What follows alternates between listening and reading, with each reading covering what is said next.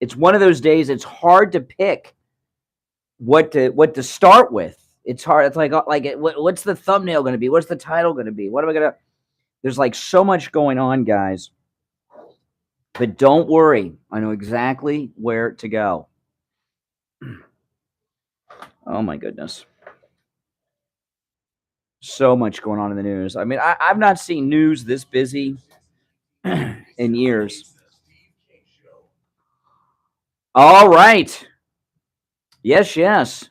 Welcome, everyone. It is Wednesday morning, April 19th, 2023. My name is Brian Craig.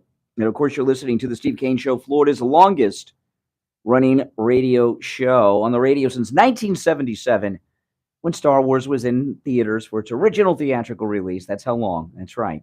The show's been on the air. You know, I've been talking to Steve a lot off the air. We've been talking about how the period that we are in news-wise, this is the busiest time of news since the O.J. Simpson trial. And, you know, the O.J. Simpson murder trial, that was crazy. We had the murders and the chase and all that, and then there was the pretrial hearing, and then we had a trial that was 9 months. And it doesn't seem like a big thing now, but that I call the O.J. Simpson trial the golden age of radio. It was insane. And that is what the world of radio is like right now. There's so many stories going on, huge, big ones. It's so difficult to decide what to lead with in the morning. And then we got to get through them all before 9 o'clock. And there's a lot happening. And we're going to cover a lot of things on the program today. Steve will be back today.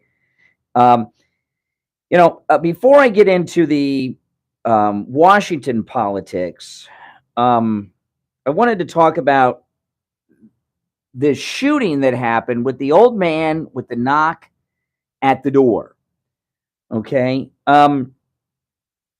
There was a march by students yesterday. I saw this on social media. I saw it in the news. You see this on television probably too. They're estimating 1,500 students from a Kansas City high school took part in a march in support of their schoolmate, the 16-year-old who was shot after ringing the doorbell at the home of an 84-year-old man. And of course, they're calling it racial. I'm not justifying the shooting, by the way. We don't know exactly what happened quite yet. It seems a little strange. It seems a little heavy-handed, and the guy very well may have committed manslaughter. But they're already saying that there was a racial component to it. Really, what are they basing that on? Has there been a trial? Has there been evidence? What makes them think that it's racial? Right? But so far as this march yesterday that they did, and they're turning this thing. Listen, it's a tragedy. A kid was killed, and chances are it's most likely a manslaughter case. I mean, this guy. I mean, it doesn't look like, based on what we know so far, that he had justifiable cause to shoot the kid. Okay, now if this old man has some recordings or something from the front door, if he has a video out there with audio, and we find some things out that the kid said, that may change things. But I don't know why they're assuming this is he's going to, I know he's not dead, but it looks like an attempted manslaughter. Let me rephrase. It's early. I'm still on my first cup of coffee. I'm behind a little bit. Attempted manslaughter. Okay. It's not a first-degree murder. It's not, premeditated. An attempted manslaughter charge here. But these kids marching and calling it a racial issue, there's not a racial injustice here. The justice system is working. Okay? I know the kid's I've seen the kid in the hospital, and it's god-awful. If that were my child, I couldn't even fathom what it would be like if that were my child. But this is not some guy who just went out to shoot people. So the best that they're going to get is an attempted manslaughter, maybe an accidental shooting. Okay? Um, it's not a racial issue or a racial injustice. And this is what I mean by that. The justice system is operating. They brought the guy in. Justice is being done, and there's an investigation going on. A racial injustice that results in marching on the courthouse or something like these kids are doing, marching down the street, that's if something happens like this and there's no arrest. Like when George Zimmerman shot Trayvon Martin, he didn't get arrested. Nothing. It was over. He was brought in and the police let him go, and there was going to be nothing. And then people found out about it. Al Sharpton had a rally in Sanford here in Florida, and then it led to him being arrested and tried. Then the system, I don't agree with that verdict. I think George Zimmerman was guilty. George Zimmerman got lucky in that there was no witness. Okay, there was one witness. His name was Trayvon, and he was dead, but there were no other witnesses.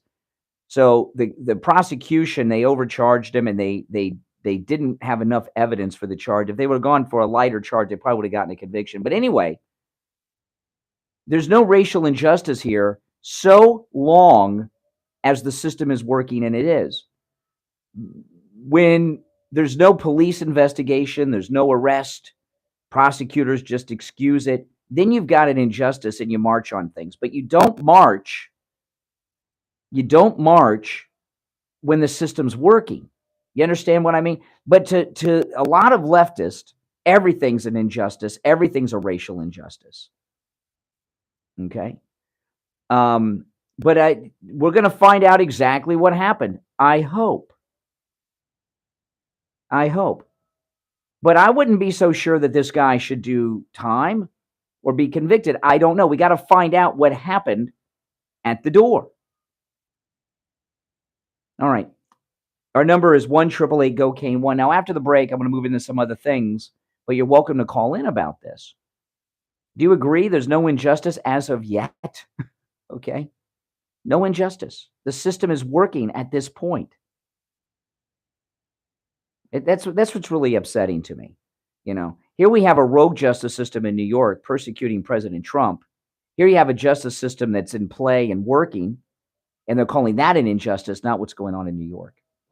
All right, well, let me take a break, drink as much of this coffee as I can get down because I missed my first cup of coffee. I'm usually on my second cup right now, and my brain is all the wires aren't connected. This is like Hunter when he doesn't get his crack. I'm going through withdrawals. These are the very beginnings of caffeine withdrawal. All right, it's the Steve Kane Show. I'm Brian Craig. Back after this.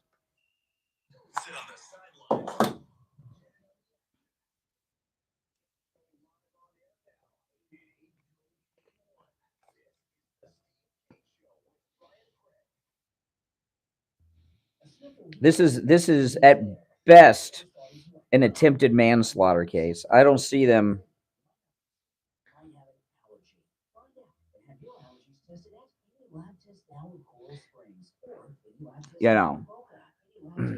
I don't see them being able to get more. I mean, what else should they go? Come on.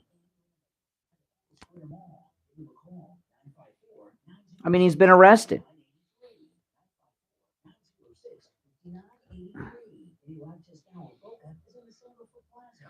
He's out, but he's out on bail, and it's a pretty sizable bail.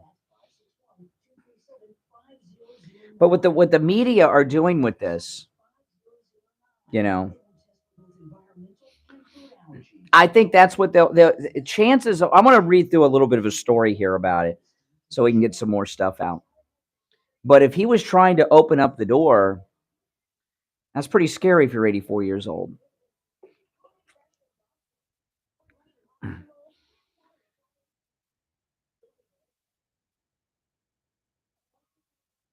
Yeah, the Democrats always want division. Oh, Marjorie Taylor Greene is awesome. Don't worry, I'm going to get to Marjorie Taylor Greene, guys. I'll definitely be getting to her.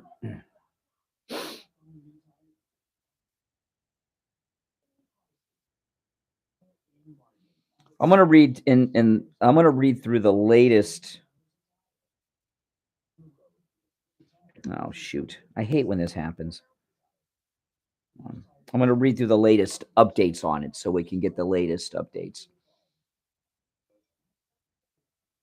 Who do you love more, Marjorie Taylor Greene or Carrie Lake? I've got a Carrie Lake shirt on today. Okay? Got a Carrie Lake t-shirt on today. This is my Fetterman outfit. Or did I say see, I'm not awake yet. Carrie Lake. Did I say Marjorie Taylor Greene? I got a Carrie Lake t-shirt on.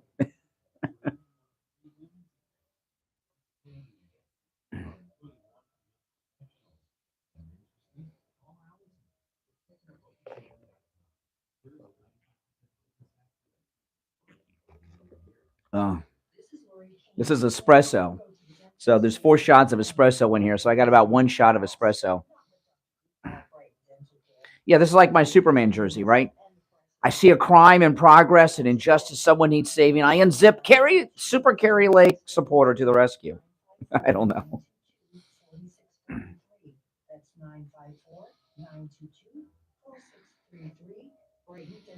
I was out of coffee at home this morning, so.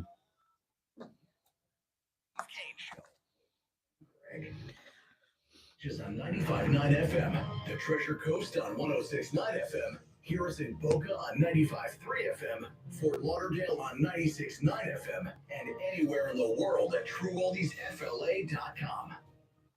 All right. Yes. I am most definitely going through caffeine withdrawal. I've got my espresso.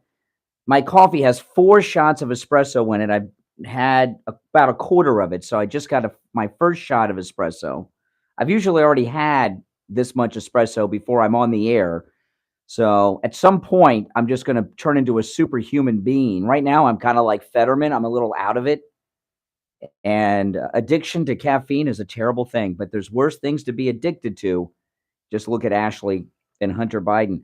Oh, I was talking to Elena Castro, our realtor, yesterday. This is amazing. Now, Elena Castro, she's a very experienced, very good realtor here in South Florida. She covers Miami all the way up to the Treasure Coast. And she was introduced to Steve and myself by Tom Laporta from Laporta Contracting. So, she comes highly recommended. And she was telling me, those of you that are looking to list your home, listen to this, because I was asking her, what's the real estate market like here in South Florida right now? She says this is a seller's market. This is a seller's market. Homes are in demand right now. Don't think that the market's dropped. This is a seller's market, and she'll get you top dollar. And because it's a seller's market, that's when you start to get those multiple offers and get asking price or above asking price. Call Elena Castro, no matter where you're located here in South Florida, from Miami to the Treasure Coast, and list your home with her. 954-478-5015 is her direct number. 954-478-5015. That's 954-478-5015. It is a seller's market. List your home with her, and while you can, because eventually things are going to turn, but not yet. All right, so let me just read through this. So that I wasn't going to talk about this case, and then I saw the kids marching like there's some kind of racial injustice going on, and I feel a responsibility to talk about it. Oh, I just right now, the first bit of espresso took effect. I could just feel it. I just, how I could feel it. I could tell. All of a sudden, I had more clarity of thought. That's how it works when you're an addict. You get your fix. Mine's espresso. Get that fix, and then boom. Okay. But I mean, look at how the media are handling this case, right? This 84-year-old man. This is how the news story begins. The elderly white homeowner. What's the relevance of that? It says the elderly white homeowner accused of shooting black teenager Ralph. I mean, our society is completely integrated now. Skin color is meaningless in these situations. Why is it just because something happens between a white person and a black person does not mean that there's a racial component to it. Does it? No. Why, why would that be the way they start a news story? Because the news is liberal and they want to divide people based on whatever categories they can. Gays and trans against Christians, Christians against gays, white against black, black against white. The elderly white homeowner accused of shooting a black teenager twice has been released on $200,000 bail after handing himself in. So there you have, justice is working. He surrendered, right? He was arrested, booked, and he bailed out. The system is working. Andrew Lester, age 44, surrendered on Tuesday afternoon. He posted 10% of the $200,000 bail and was freed. As a condition of his release, he's not allowed to possess weapons of any kind and may not have contact with the teen that he shot. Well, this guy, I understand he shot a kid. He's not allowed to possess any kind of weapon. He's in danger right now. They're turning this guy into a Klansman in the media.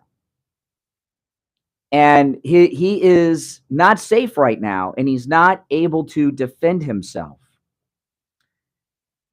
The 16-year-old was shot twice through the door of Lester's home, which is just a block away from the property where his younger twin brothers were waiting to be picked up.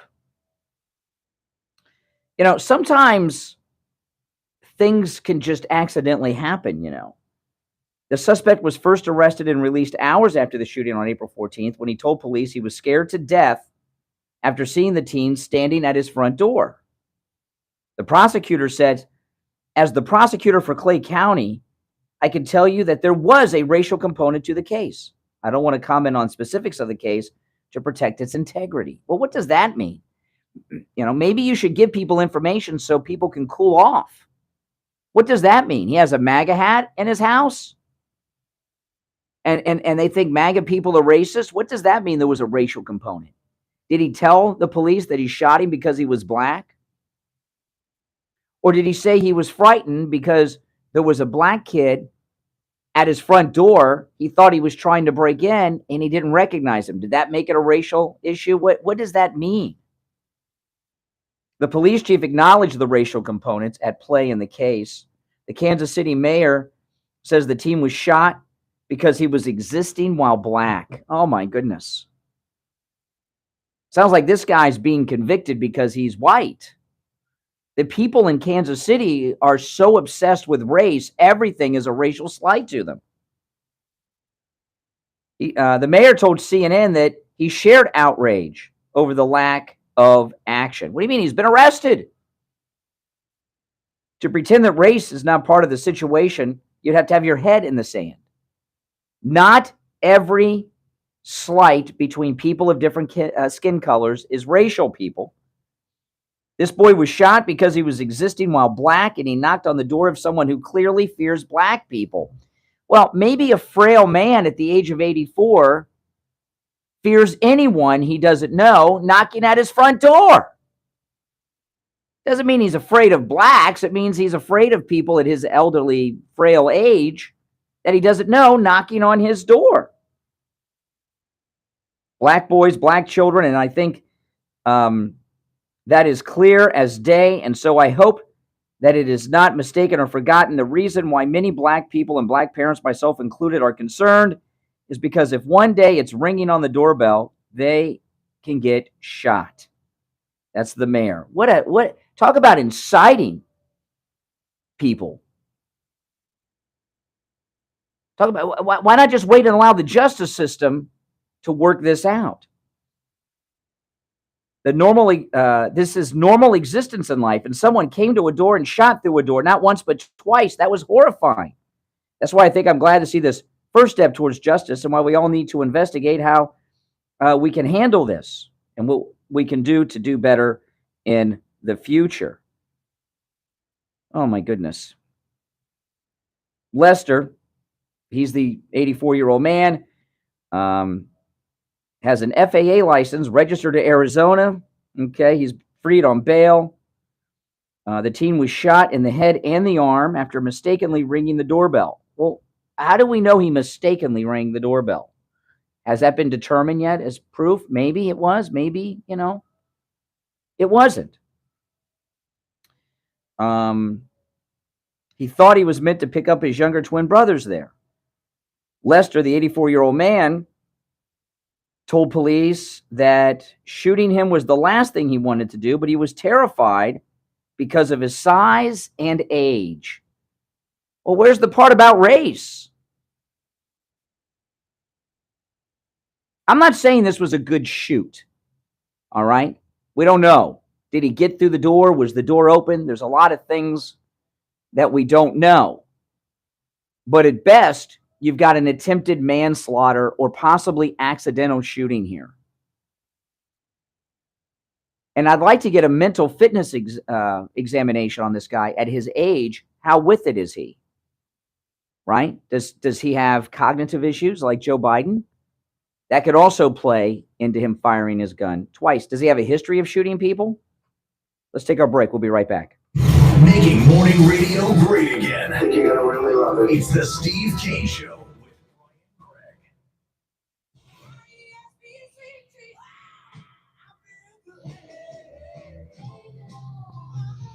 Yeah, the 84-year-old man says he shot the teen after he knocked on the door. Lester, that's the 84-year-old man, tells officers he saw him pulling on the door handle, which the teenager denies. Well, that's what we got to work out in court.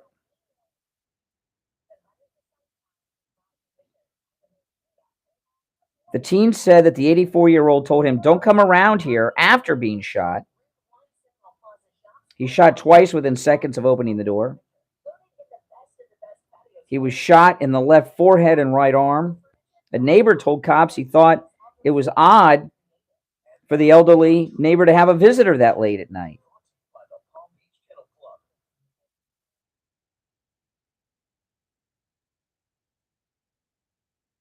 A witness said they heard 2 or 3 gunshots and heard the teen screaming. The old man told officers he felt he was protecting himself where he lives alone. Absolutely. I mean, I think a lot of elderly people are afraid. He said the teen ran away after the incident, and he says he claims he called 911.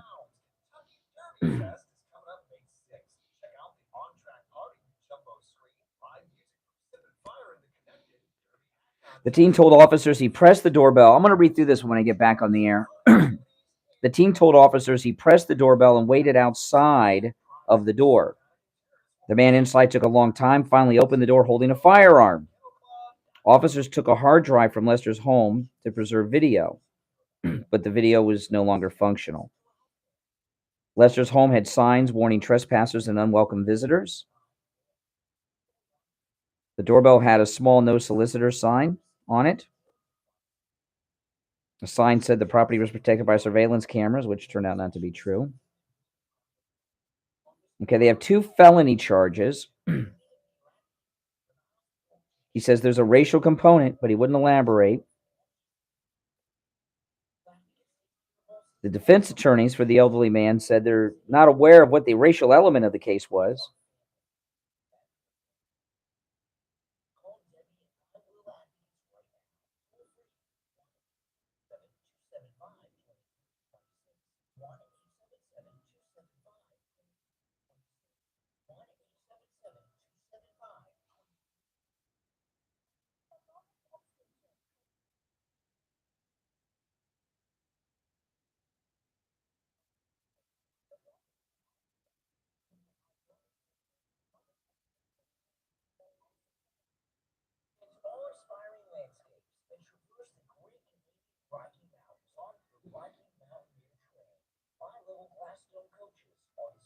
I'm starting to wake up a little bit here. Oh my goodness.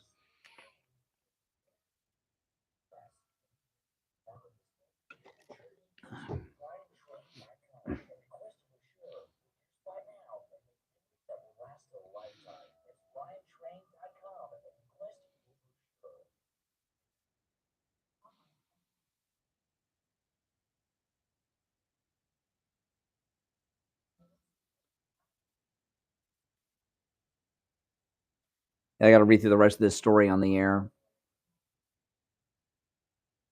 Any of you ever suffer from caffeine withdrawals from your coffee in the morning? It is awful. I have the worst internet connection this morning on my iPad. I probably need a new iPad.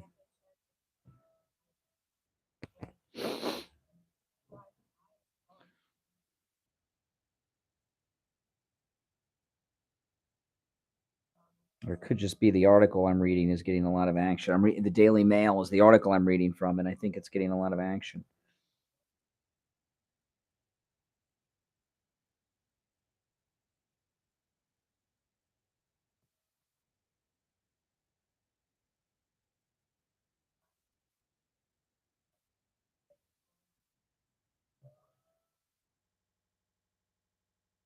I got to reboot my iPad.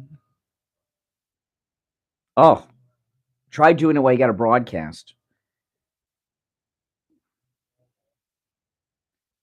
Yeah. All the coffee shops by my house, they don't open in time for me to get coffee early. So I got to drink coffee at home, and I was out. I had nowhere to go get coffee.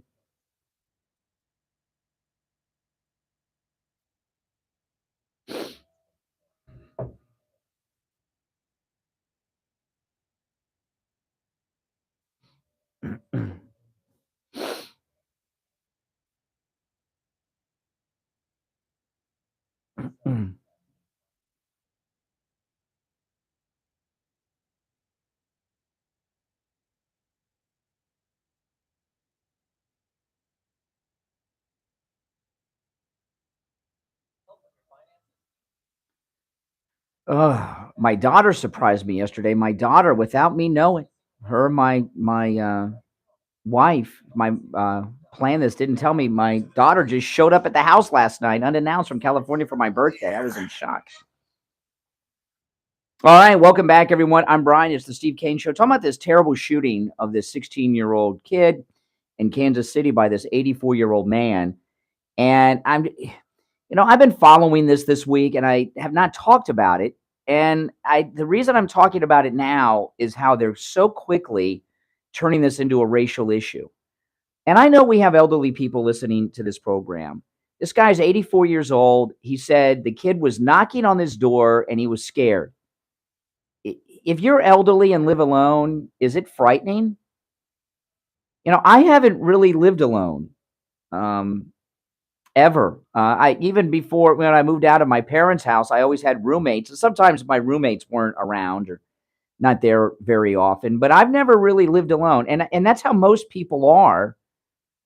Most people don't live alone. Most normal people, I mean, liberal out, people like that are different, but most people don't live alone because you do what I do. You live with your parents. You move out, maybe you go to college and live in a dorm, you have roommates, or maybe you get an apartment when you're young, you have a roommate or two. Then you get married, and then you have a spouse and kids. Most people that are elderly and live alone, I think, are living alone for the first time in their life. So they're in a house alone for the first time. Because I'm not saying that's necessarily true with this guy, but I'm talking about in general. Your spouse has passed away, your kids are living off somewhere, and you're in your 70s, 80s, or 90s, and for the first time in your life, you're alone. And then you get a knock at the door, and it's dark outside. Is that frightening? Is it frightening to live alone? I think it would be. I think even if I were living alone, I would probably be a little nervous at night too. You're on added alert. So the story goes on. I'm not going to read you the rest of the story. I'll just tell you, with the 84-year-old man says that the kid tried to open up the door, and that's when he shot. I don't even know if that would make it a good shoot. But if you are at the front door of your house, it's at night, you're alone, you're 84, and a teenager is trying to open up your door, would you think a home invasion was taking place? And what would you do? Now, based on what we're hearing, I don't follow Kansas City too much, but based on what we're hearing from the mayor, it seems to be a Democrat town. This guy, I mean, my goodness, I don't know how he's going to get a fair trial with the jury pool that they'll be pulling from here, but it very well could have been a tragic accident. I think the most severe charge they could get would be attempted manslaughter. But does this case to you, and I want to ask you guys this, based on what information we have now, what they have in Kansas City right now is a lynch mob. This is lynch mob justice. And the African American community should not be with the history of what Democrats have done to blacks in our country. The African American community should be the last community in this country organizing a lynch mob. That's what the mayor's doing. That's what the prosecutor's doing. And it's what these high school kids are doing in Kansas City. That's a lynch mob. They're demanding that this 84-year-old man be lynched for this shooting. And it very well could have been an accidental shooting. That's the worst. Attempted manslaughter, accidental. But you know what? It also could have been justified. We don't know yet, do we? Maybe the kid is the saint that he's being portrayed, but I do know this. Teenagers lie. How often do teenagers tell the truth? Especially when they're in trouble. So we can't take this teenager at his word. Does this 84-year-old man have a history of racial violence? Has he shot other black men and young men and teenagers? I don't know. Has he ever shot anyone else like this? I'm not talking about if he was in the service. I'm talking about like this. These are all things that when somebody just doesn't wake up at the age of 84 and all of a sudden they're a racist who shoots black people because they're black. Okay? If someone's that kind of racist, they got to have a history of this type of behavior. And it's very upsetting to me that this is happening. All right, very upsetting to me that this is happening, because when there's in a completely integrated society, which is what we're in now, our interactions are with people of every different background. Right? Whites, blacks, Christians, Jews, Muslims, and if you have an interaction with someone who's in a different category as you in one of these bizarre things, racial, ethnicity, religion, and you have a beef with one another, that other category probably isn't what it's about. But the left always make it about race. Everything is a racial slight. Everything is racist to liberals. And that's just how they operate. Now, if it comes out that this guy has a lifelong history of shooting innocent black people, okay, let's talk about that. But I know, and I'd like to hear from some of you, I know we have elderly people in this audience who live alone. Is it scary when if you get a knock at night? If I get a knock on my door at night, I'm like, who is that? Well, then I got the doorbell camera and I can see, but I wake up. You guys do that? Yeah. I saw another story. There was an attempted home invasion. I've got that story. There was an attempted home invasion. A guy pretending to be a delivery driver. Let me pull that story up. I take a call. Good morning. You're on the air. What's your name? Where are you calling from? Hey, Louise. Can you? Your voice is very muffled. Do you have the mask on now? I'm having a hard time understanding you, Louise. No, it's this Renton's phone I just got. You sound better now. Thank you. Can you hear me? Yes. Okay, well, I'm an elderly person of 83, and I've lived alone for years. Now, was this man in a house or a condo? They're saying a house. Oh, a house. Well, that's pretty damn scary, but why was the kid opening the door, trying to open the door? He said the kid says that's not true. Now let me ask you. You're an elderly lady, right? Yeah. I don't. Okay. If you do you live alone? Yes. Okay, if you got a knock at the door by a teenager at night in the dark, would you be scared? Yeah, definitely. But I probably would make a threat. I don't think, I mean, I don't own a gun anyway, but I wouldn't shoot. I would say I'm calling the police, or something like that. I Yeah. don't think it has anything to do with the kid being black. First of all, could he really see the kid was black in the dark? I mean, Yeah, did he have his glasses on, old man? I mean, it's sad. It's sad, but I don't think I would shoot. I would say, "What do you want?" I'm calling the police. Yeah. Dialing 911. When people get knocks on the door at odd times by strange people, they get nervous.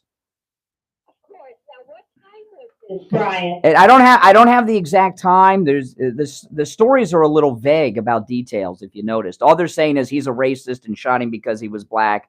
They don't give us any other details. Yeah, that's ridiculous. I mean, it would have been anybody at the door who would have been frightened. Yeah, well, I must. Well, listen, I appreciate the call. Okay, you got to get a new phone, Louise. Terrible. All right, take care. Well, I either must be like 100% right on this, or I need to reevaluate my entire position, because that's the first time that Louise, the mask lady, has agreed with me about anything. She hates me, and she agrees with me. I just saw there was this story here. This was in Connecticut. A fake delivery driver went to someone's door and pulled a gun on a homeowner. Yeah. And they were dressed up like they were a delivery driver from Amazon Prime or something. People, when you're on someone's property and you're on their front porch or on their door or at their door and you're knocking or trying to get in, my belief is the kid probably did try to open up the door. I tend to believe the homeowner that the kid was trying to open the door. Okay. I would, and if that is true, that changes everything. And also, what I'd like to know, and we're not getting any information out of Kansas City on any of this. Obviously, the door was open at some point because the old man had the door. The door was open where he took the two shots. What happened when the door was open? Even if the old man opened the door, did the kid try to open it further and make his way in? When the old man opened the door and he realized he was at the wrong house, how long after that till the shots were fired? What was the exchange then? We're only going to have the words of these two people. There's no other record of it. The cameras weren't working, apparently. But the media are irresponsible instigators, as are the mayor and the prosecutor in Kansas City, and the liberal principal that allowed these 1,500 kids to play hooky. Where's the truant officers in Kansas City? These kids should be arrested. All right. We'll take our last break of the first hour. It's the Steve Kane Show. I'm Brian. Back after this. The cold, hard truth. Delivered morning 6 to 9 right here on The Steve Kane Show. Emery's Pizza and Wine Company, family owned, family operated. Where Grandma Carrie Ann herself is in the kitchen. Amazing pizza. Hey, is it possible, Mike, for you to get one of the spots we run and send it to me? Yeah, what spot? The one with Tom Laporta with his voice. He wants a copy of it. If you could text me that spot or something, and I'll give it to. Yeah, I appreciate. Yeah, he just asked me for it.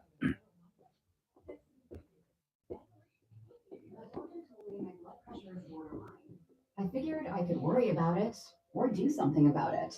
So I took control with Garlic Healthy Blood Pressure Formula. It works safely and naturally to help maintain healthy blood pressure with a custom blend of garlic, vitamins, and minerals.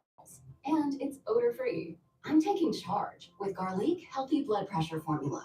These statements have not been evaluated by the FDA. This product is not intended to diagnose, treat, cure, or prevent any disease. The term natural references only the garlic in the product. Use as directed. Out here from cutmykilowatts.com. We are an energy saving and insulation company. Make your home energy efficient, cut your electric bills up to 50%, and pay little or even nothing for the repairs. Make sure you get your fair share of the Inflation Reduction Act. Rebates up to $14,000 per year. Funds available on a first-come, first-served basis. Rebate programs for low or moderate income families up to $150,000 of income. $14,000 per year. This is huge. You can use this money for insulation and radiant barrier. Up to $2,800 available. Hybrid hot water heaters up to $3,750 available. AC units up to $10,000 available. Electric panel upgrades up to $6,600. And after we reduce your home consumption by 35% or more, you get additional rebate money of $4,000 to $8,000 if you qualify. To find out how much you qualify for, call me 954-939-1500. Need another doggy? My wife and I, we've talked quite a bit that we're not going to, after our dog passes, she's 15, we're not going to get another one. But I don't know if we'll live up to that. The vet told us that our dog has dementia and Alzheimer's. I've never had a dog that's lived this long. 15. Get coated today. Go to allcleandetailshop.com. That's allcleandetailshop.com. This is Steve Kane. I want to tell you about my favorite restaurant in all of South Oh, yeah, Florida. Sagwa. Yes, yes, yes. In Coral Springs. I couldn't find the cat this morning. My daughter showed up without even, I didn't even know. She came into town to surprise me for my birthday, and I was in my studio at home editing the podcast, and my daughter walked in. I was like shocked. I've never been like surprised like that before. And I couldn't find the cat this morning, and she's in sleeping with her daughter.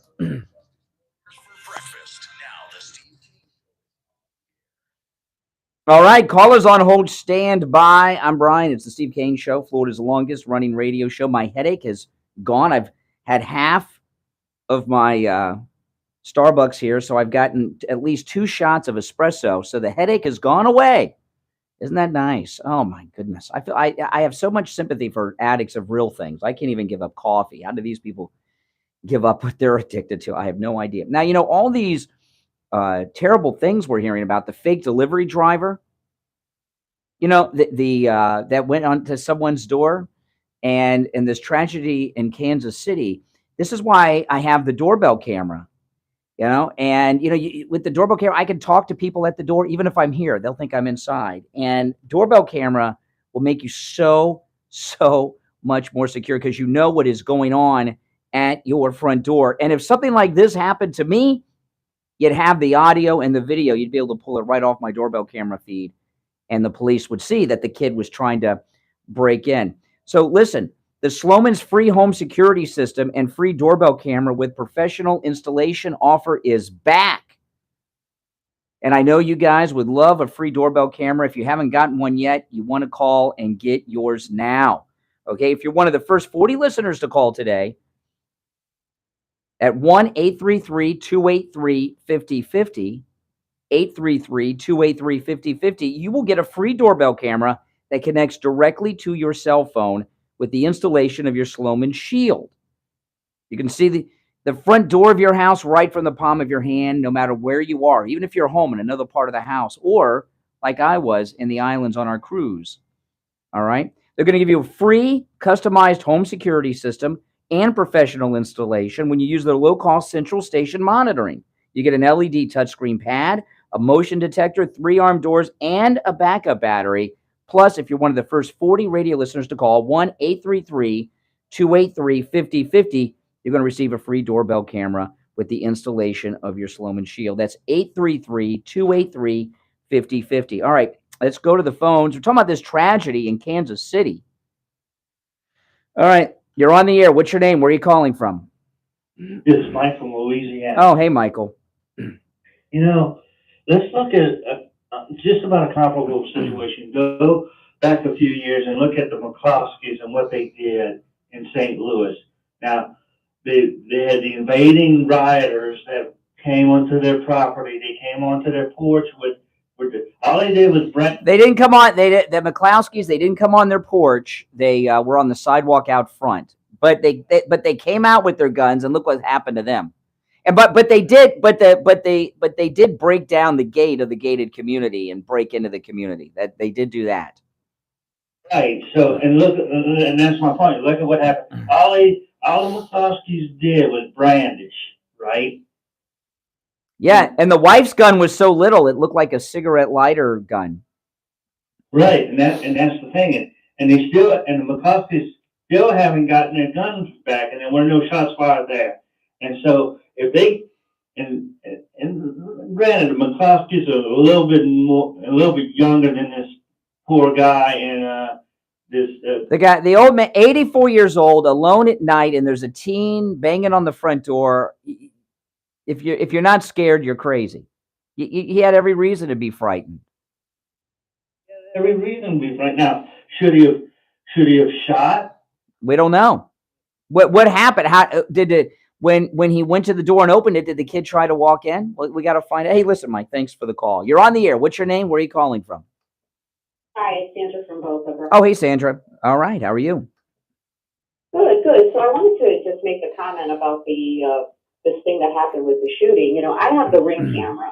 I have a Ring camera. I don't have a Ring doorbell, but I have a Ring camera. And you get the app and you see neighbors' events and everything. And this is more of a commonality than people realize, that people are now just opening the door.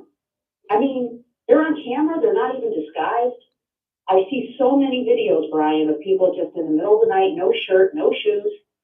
And I'm like, what is that? I know. I go through my feed sometimes, just to go through the feed, you know, with my doorbell, and it amazes me who's walking by my house. I mean, it's nice to know, but you know, the thing, it's crazy. You know, in Florida, we have the oldest population in America. Okay, so there are like the mask lady, Louise, that called earlier. If you're 84 and you're living alone, and a teenager knocks at your door at night, if my wife and I are in bed and we get a knock at the door, we're like, what's going on? What's going on? It's scary. What do you think? You know, and what do you think about what they're doing in Kansas City? What do they mean this is a racial component? I don't see a racial component. I can't even see him through the door. Well, the door was open at some point because he fired the gun twice. He shot the kid in the forehead and in the arm. So the door was open. After the fact, but I mean, do we know factually if he shot him? Well, those of you, that have listened to me for a long time, I've been on the radio since I was like 19 years old. Okay. So some of you may be around long enough to remember this. Before I was married, I had a roommate who was never home, and I got a knock on the door at night at my apartment in Fort Lauderdale. I thought it was my roommate. I opened up the door, and it was a homeless guy. And I went and he put his foot in the door, so I couldn't shut it. I had pushed him out and shut the door, called the police and all this stuff. So when the door was open, did the kid try to walk in? Did he try to open it, or did he say, "Oh, I'm at the wrong house"? And what is this wrong house business? I mean, have you ever gone up to the wrong house and knocked on the door? Never. Me either. Never. That's not. And you know what? I've picked people up. And in this day and age, when if you're going to some place, you don't know where you're going, you got the map on your phone. It takes you right to the doorstep. I mean, this idea that he was at the wrong house that's a sketchy story. I don't know about that. I've never knocked on the door of the wrong house in my life. I'm going to tell you that this is true, and you can see it on video. But this was about maybe 8 months ago in Sebastian, where a guy with a mask approaches a door. This is in broad daylight, by the way, and he's ringing the doorbell. He's got a gun. This is in broad daylight, and he was watching the video. And the owner is home, by the way, and he takes out this list from his backpack, like he's looking at a grocery list or something like that. He's got a gun. And finally, the guy finally comes on, and he says, "Listen, you got the wrong house, man," like that. And man, he just took off. Yeah, and there's a common thing now with these porch pirates and thieves and everything else. They go in disguise as the Amazon drivers. They wear like a vest that has like the bright stuff so you can see people on the road. You know what I'm talking about? That fluorescent colored stuff. And they try something stinks about this story. There's no way this kid was going to a house he didn't go to before and did not have it on the map on his phone, walking him right to the front door. Something about this just stinks to me. And I'm more likely to believe an 84-year-old man than a 16-year-old kid because kids lie, especially when they're in trouble. True. I don't know if I would have went as far as to shoot him. I probably would have. Well, you don't know if he opened the door and see the old man says that the kid tried to open up the door. So if you go to your door, you're 84 years old, frail, 84-year-old man, you open up your door at night, there's a teenager there and he tries to open up the door. At that point, I think it's your life's in danger. Yeah. An 84-year-old man, and he probably doesn't have a lot of strength, and he's not going to be able to take on this kid. No way. Yeah, and I'd like to know how he said he was afraid because of his size. They keep showing these pictures in the news. They did this with Trayvon Martin. They used to show pictures of Trayvon Martin when he was like in the 5th grade, as opposed to the high school pictures. Are the pictures we're seeing in the news recent? Or are these like, kids grow real quick at that age? Or are these old pictures of him, in the band with the flute or something, or Trump? I can't remember what instrument. They got him in the school band. And one last question. Did the kid comment on what he was doing there? He just said he was at the... He said he was at the wrong house. And I got news for you. I have never knocked on the door of the wrong house in my life. Now, I may have had a hard time finding an address, but getting out and knocking on the door, oh, I'm at the wrong house. Has that happened to anyone in this audience? Come on. Especially with GPS, with Google Maps and iMaps. Come on. Listen, I grew up and I didn't have those things, and I always went to the right place. Exactly. All right. Take care. I appreciate the call. And it's really the only reason I'm talking about this today is because it's escalating as a racial injustice. And what I was talking about at the top of the show, and I may not have made my case very well because I had not had any coffee when I went on the air this morning. Big mistake. But everything's okay now until I run out of my coffee, which I'm almost out of. This man was arrested. He's out on bail. A racial injustice is not occurring. The system of American justice so far is working, although the prosecutor and the mayor and the teenagers from the local high school have formed a lynch mob. There's a racial injustice when a white person shoots a black person. It's murder and they're not arrested. Okay? Our number is toll free, 1-888-GO-CANE1, 888-465-2631. Now, I want to tell you guys about my chiropractor, Dr. Appleton. He is amazing. A week and a half ago, I went to him, massive shoulder pain. My shoulder blade, I was in so much pain, I really couldn't lift my arm, my right arm. And it was awful because it was my right arm and it was hurting even when I was using the mouse. I went to see Dr. Appleton at 4:30 in the afternoon on a Friday, unannounced. I just walked in and I said, Doc, I need all of your healing powers. I did. I told him this. And I woke up the next day after he had treated me with his laser away pain treatment. The pain was gone and it hasn't returned. It's been a week and a half. It's amazing. Call Dr. Appleton. He's a chiropractic physician and he wants to rid you of your pain. Whatever kind of pain you have, give him a call. He's open Monday through Saturday. His number, 954-973-0710. I was in so much pain. I was going to see him on Saturday, and the pain got so bad I couldn't wait until Saturday morning. That's why I went in late in the day on a Friday, unannounced. 954-973-0710. 954-973-0710. Online, AppletonChiro.com. Make sure you tell him you heard about him on the radio. All right, callers on hold. Stand by. We'll be back right after this. WWNN Pompano Beach, WIRK HD3. Broadcasting from the Robe Studio. Injured recently? Call the Robes Law Group, where winning is a habit. 561-570-5700. 561-570-5700. Robes, winning for you and our community. Your home for the Steve Kane Show. Hey, Rome, thank you for the birthday card. I got Rome sent me a birthday card I got in the mail yesterday. I don't have it here to show you. It's at home. Thank you very much. That was the first birthday card I got.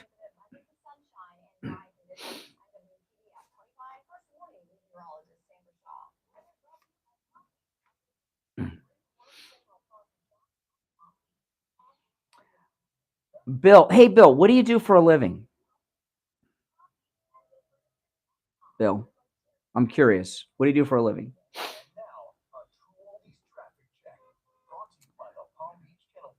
Yeah.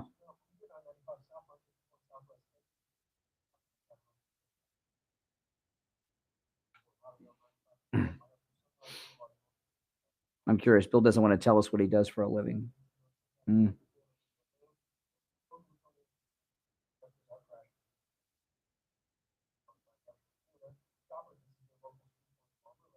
Oh, awesome, Debbie.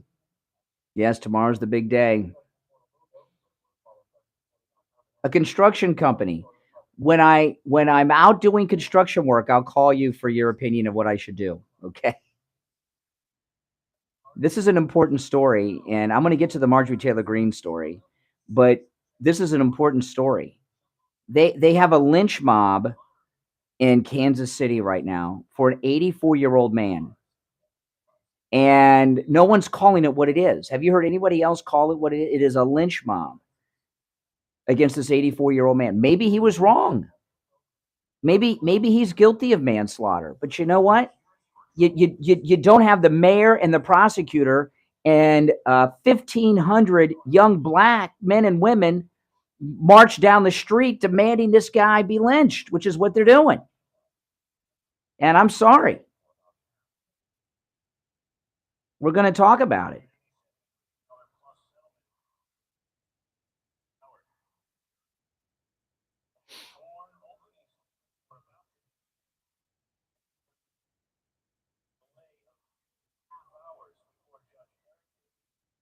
The reason I'm talking about it is when I saw the video of the 1,500 kids marching in the streets demanding justice.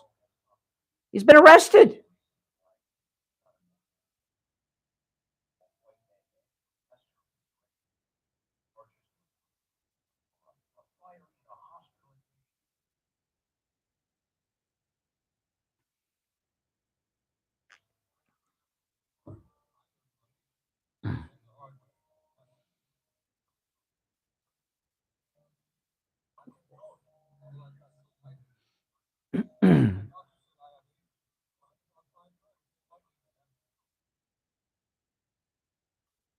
Oh, cool, Debbie.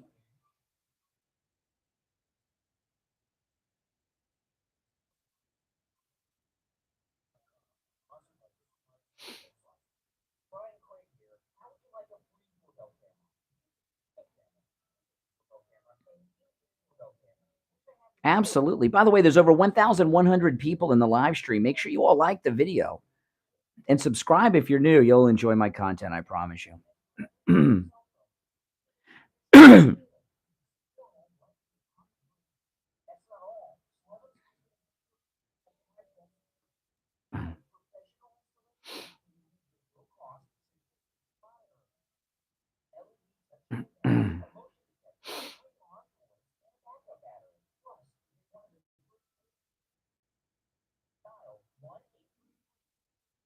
Yeah, call Sloman's. Yes, apartments can have the doorbell camera. Absolutely.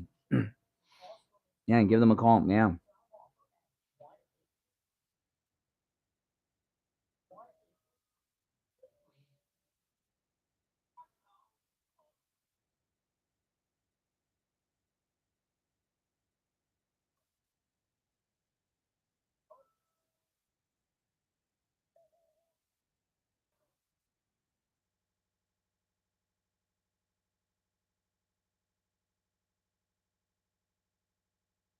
You know, that's so crazy. When I had the coffee, when I got through that first quarter of the coffee, I just woke up. My mind, I was awake, but my headache went away, and I woke up.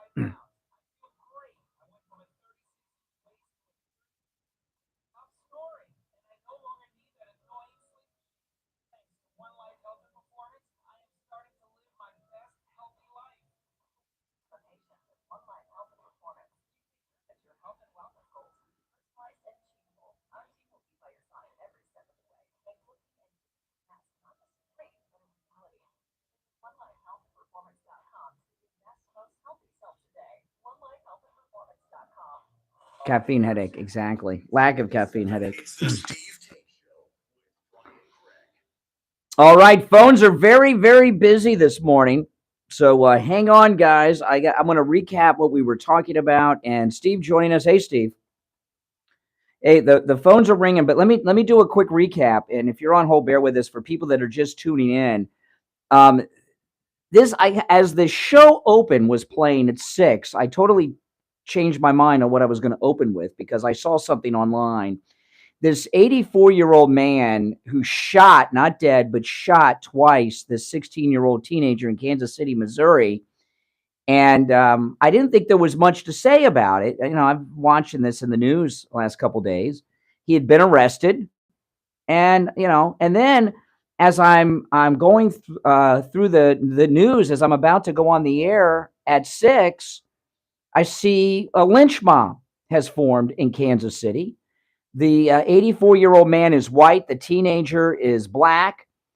The prosecutor says there's a racial component to this. He won't tell us what it is. The mayor says this is racial. He was shot for being black. The mayor said the kid was shot for existing while black. And then a lynch mob of 1,500 teenagers who were black took to the streets yesterday demanding this 84-year-old man be lynched. And that's what that was, a lynch mob. And I thought we had to talk about it. And I know we have a lot of elderly people in this audience who live alone because you're a widow or widower. And you have some teenager at your door at night, you're going to be scared too. And the 84-year-old man says that the kid tried to open up the door. So, you know, not every interaction between a white person and a black person is racial, although liberal blacks in the media would tell you that it is. So that's what we've been talking about. I don't know, Steve, the phones are ringing. Just fill me in real quick about what your position is on this.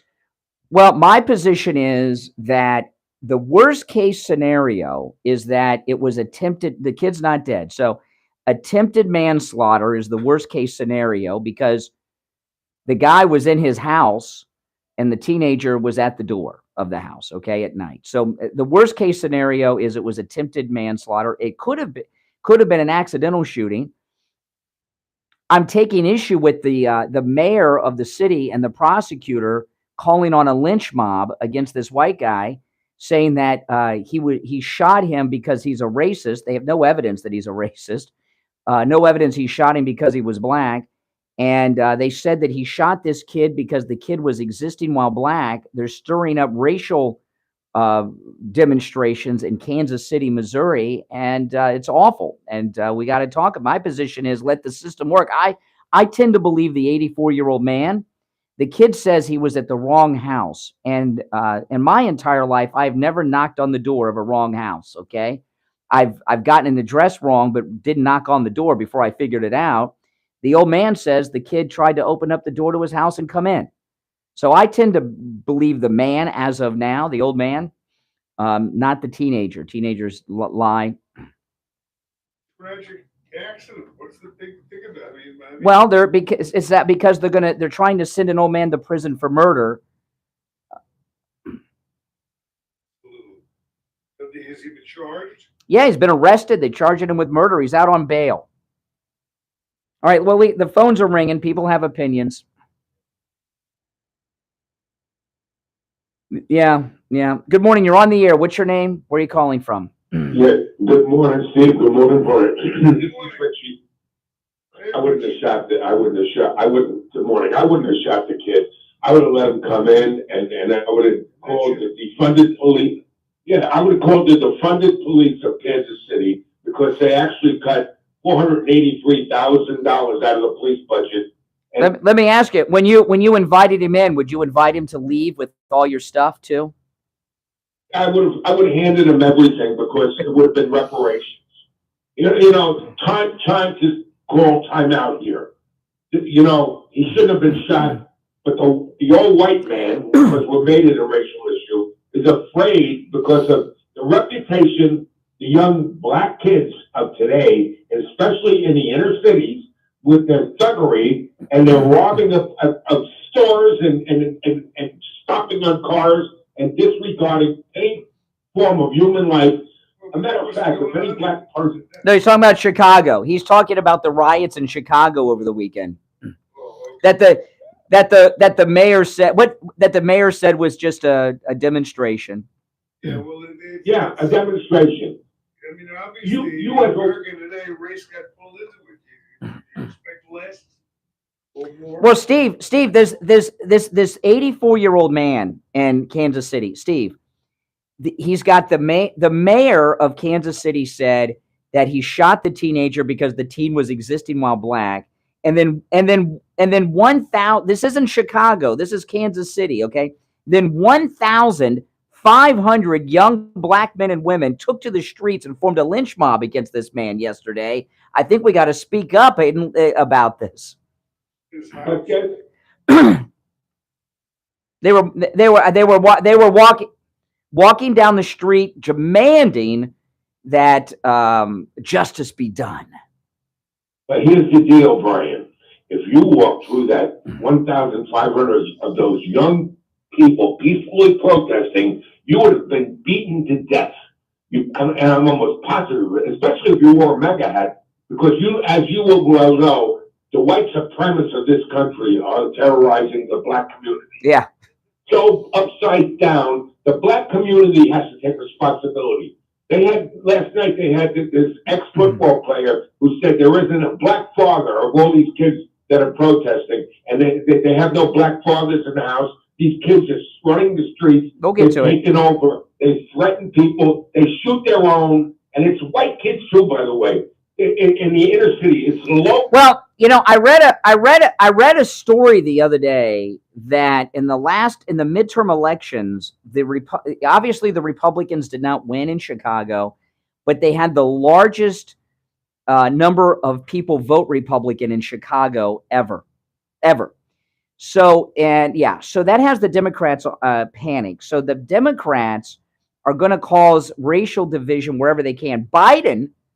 Biden called the parents of this teenager and talked to them, and he talked to the kid. As far as right now, as far as we know, this teenager was attempting to commit a home invasion, and Biden's calling him up. I hope this guy had no Trump sign in his house or a MAGA hat. Let me ask you, Richie. You're an old timer. Have you ever at night knocked on the wrong door? Say something to you. You asked me a very good question. Down the street from me, a white guy walked right into this guy's house that lives down the street. Walked in high on meth, and the guy has guns in his house. He said, "Get the hell out of here!" And the kid went outside and started stomping on his Corvette that he had in the driveway. And the police came and they arrested the kid. But he wasn't a kid, actually. He was like a 39-year-old. Well, but have you ever in the middle of the night, have you ever knocked on the wrong door? I've never done it. No, I never have. But I've never had. And this guy was startled. He was sleeping. But I still wouldn't have. The bottom line is, what are you going to do? Call the defunded police? Yes. You gotta protect yourself. And I'm sorry. Yes. The reputation of like I said, the reputation these black teenagers have. Remember a couple weeks ago, I talked about when those two guys came up and they were surrounding me. They were going to steal my MAGA scooter, and I put a video up online talking about what happened after it happened on my YouTube channel, and people, I was reading the comments that liberals are leaving on this video of me talking about the robbery, and I cannot believe how many of them are saying I deserved it because I was wearing a "Make America Great Again" hat. It's like I deserve to be a victim of a violent crime because I'm wearing a MAGA hat. What does that? I mean, and in their mind, that makes sense. They thought you were acting in a way that was looking for trouble. In Florida, in a MAGA hat. Yeah, sure. On the news last night, a black man was pumping gas, and another black man jumped out of a white car and tried to snatch his chain, and he shot the guy pumping gas in the head. The day before yesterday, I was talking about the gas shortage in Brown. I went to the gas station when there was a line, and when I pulled up to the pump, a guy thought he was supposed to be next. Okay, and he was a black guy, and he rolled down his window. I pulled up to the pump, and he started yelling at me, and he pulled right up next to me. So I had a choice to make. Do I stand my ground? Do I stand my ground and say I was here first, get out of here? So I said, okay, no problem. I backed out. But you know why I did that? This guy, I was wearing my MAGA hat, by the way, and he pulled up. I was at the pump. He pulled up, almost touching my car, rolled down his window, started yelling. If I would have said anything, it would have escalated. And because I got a MAGA hat on, yeah, I'd be done. Okay, if the police were involved. And there is racial.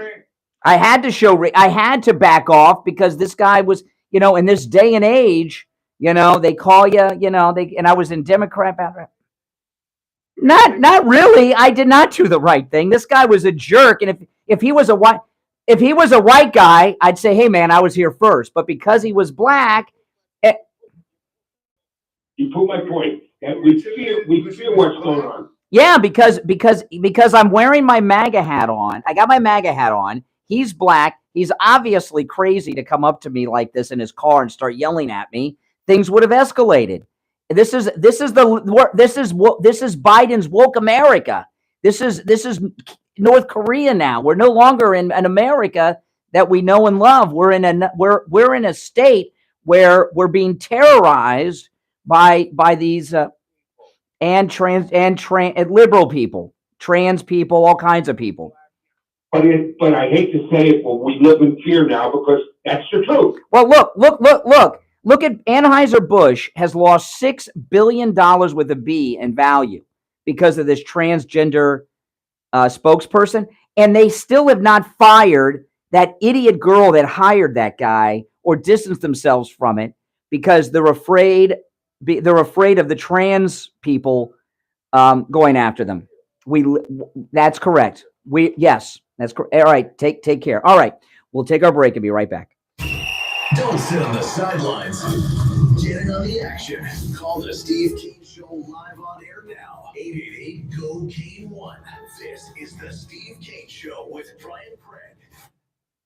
Experience awe-inspiring landscapes and traverse the great Canadian Rocky Mountains on the Rocky Mountaineer Train with bi-level glass dome coaches, August 15th through the 20th. The only passenger rail service that runs on the historic rail route connecting Canada from east to west. Are you ready to embark on this unforgettable journey? Head to briantrain.com and request a brochure. Book your spot now and make memories that will last a lifetime. That's briantrain.com and request your brochure.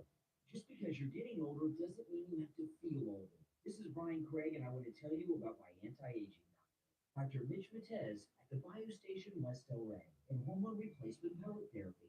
Hormone replacement pellet therapy is all natural. What it does is restore your hormones to where they were when you were in your 20s. You'll feel younger, you'll have more energy. Oh boy, guys, I tell you. Strange world we're in, but it's the world we're in, people. I'm going to get to Marjorie Taylor Greene when we get back. Then we're going to get to Crooked Hillary. I got a bunch of stuff. And then I meet them again after they began hormone replacement therapy, and they have their energy back, just like Trump. They're standing up tall, and they feel years younger. Now, it's always a free consultation with Dr. Matez when you tell him you heard about him on the radio. 561-320-8893. 561-320-8893.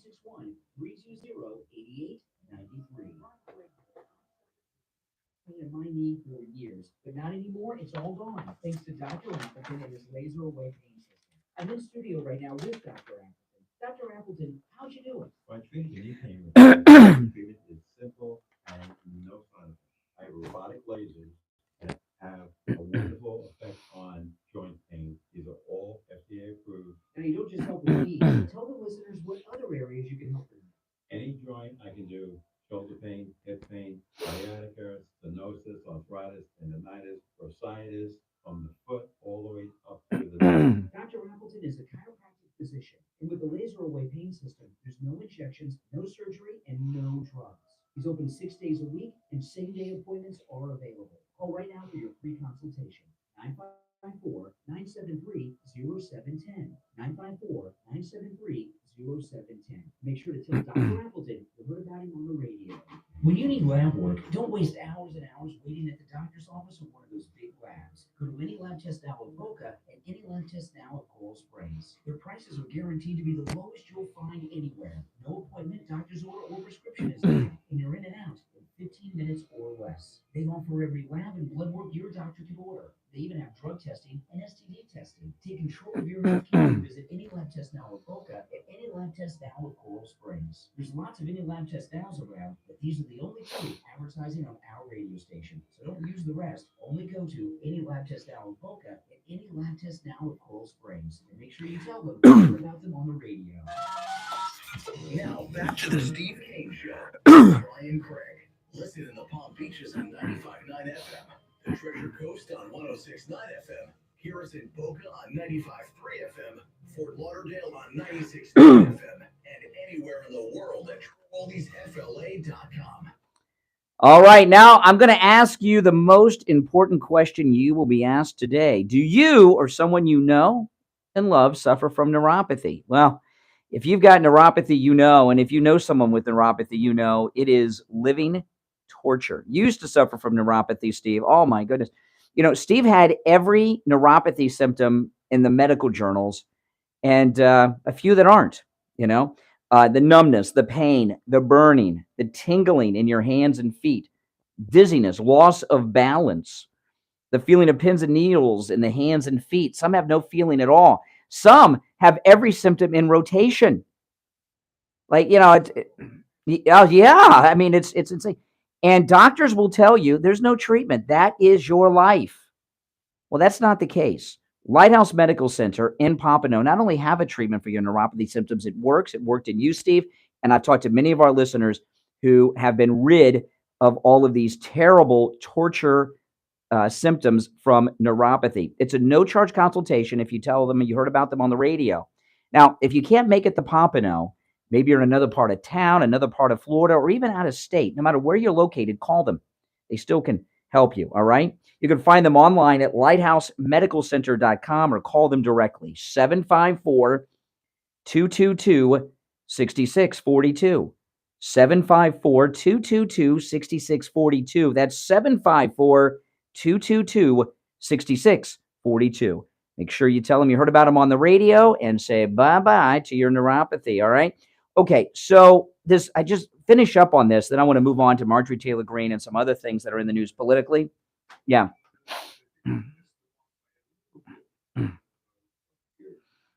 I saw that story and I was moved by it. It was a tragic story. It was a sad story. Obviously, it was a screw up, and obviously the race thing got in the way. That story does not bother me as much as what I watched last night in the reruns of the riots on Saturday night. Did you see what went on? Yeah. I mean, this is America now. This isn't just Chicago. Yeah. Just Friday night. It's anytime, anywhere in any big city in USA. It's, I believe, you can't escape the conclusion that it's become, if not fully organized, it's nationally organized. Well, you know what? Yeah. Damn administration is falling over themselves so to get minority votes that they won't even speak, that they're sending condolence notes to the perps. Yes, to the. Well, okay. I'm going to disagree with you. I'm more upset about the old man in Kansas City than Chicago, and I'll tell you why. Chicago just arrested this pro-crime radical communist mayor. They had bad enough. Lori Lightfoot's like a Reagan Republican compared to this guy. Okay, so Chicago got what they deserved. They elected a pro-criminal mayor. What do you expect? They love crime there. They love crime. Listen, Wonder Boy, let's focus on the issue here. Focus on the issue. The issue isn't last Friday night because that's over. The issue is next Friday night and the Friday night after that and the Friday night after that. This is America. This is Steve. Then stop, Steve. Chicago. Well, the thing that's in the news right now is Chicago. Okay, Chicago. When I say he's pro-crime, that's mild compared to what he is. Lori Lightfoot is a uber conservative Reagan-like on crime compared to this guy.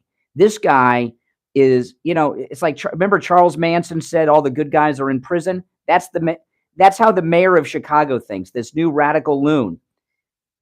Yeah. So if you elect a mayor who says, I am pro-criminal, and you elect that jerk, and then there's violence on the streets, well, that's what you wanted.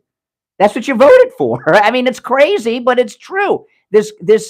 Steve, when they sent the 1,500 kids marching in Kansas City demanding the lynching of an 84-year-old man, that's more upsetting to me than Chicago. You don't see this as a national problem? Only if you're in one of the liberal cities electing Democrats. Be in Chicago too.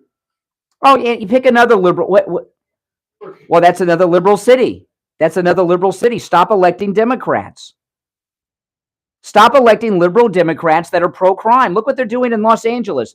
They're renovating the hotels for the homeless. Give me a break. No, I disagree with you. These liberal cities voted for this. They want anarchy and crime in their cities. That's why we live in Florida.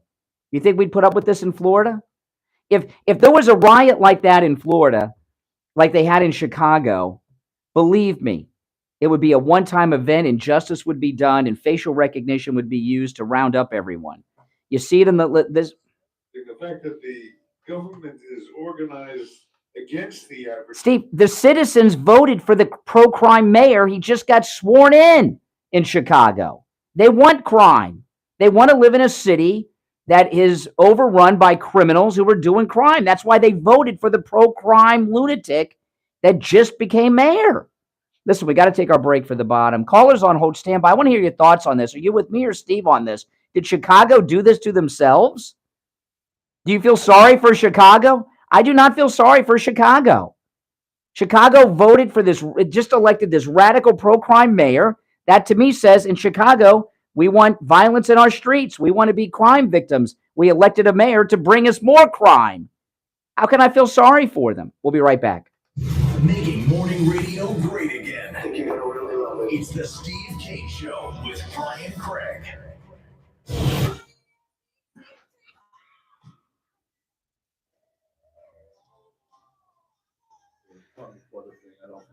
Oh, okay, I'll get it from Mike. Oh, okay, that'd be great. Yeah.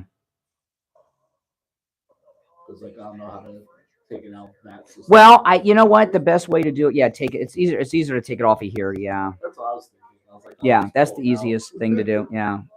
Especially because I got the log. I've been meaning to do it for like a week, and I keep forgetting. That's I have it written down for me. Oh, okay, you saw what time it was. Okay.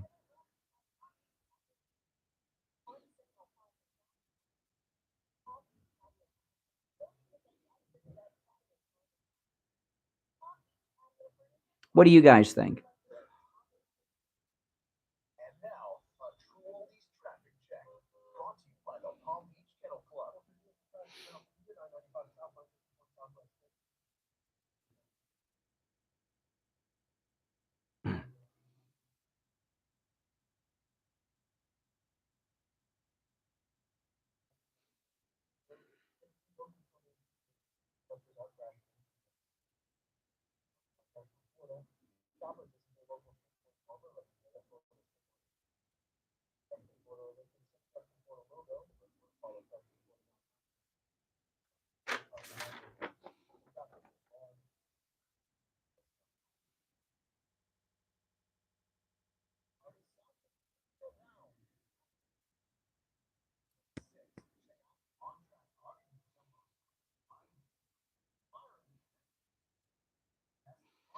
Yeah, I mean, my goodness.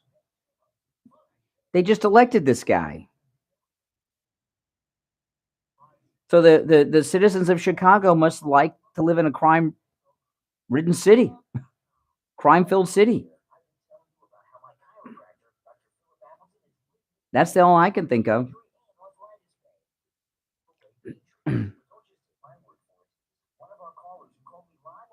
I showed this is my Senator Fetterman Halloween costume.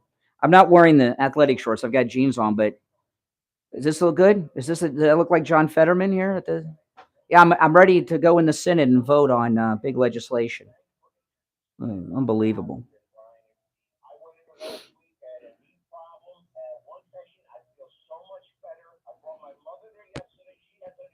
Yeah, the only difference is what I got underneath. I don't think Fetterman has a Kerry Lake shirt on underneath. You know, I doubt it.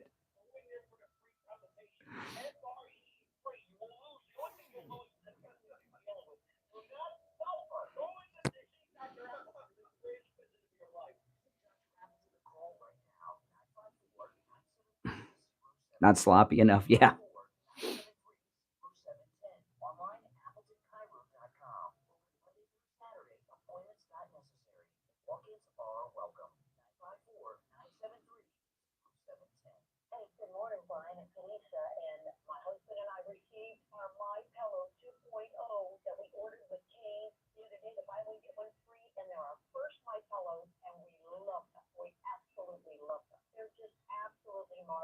Absolutely, D.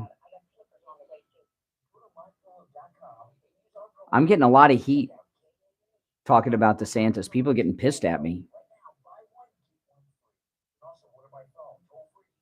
You can call in today about Ron DeSantis.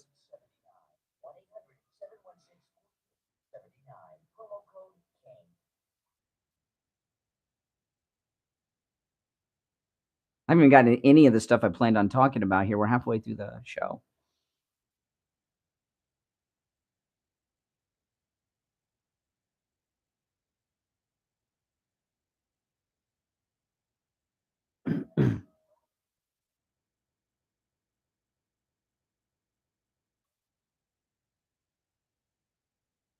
Okay, see ya.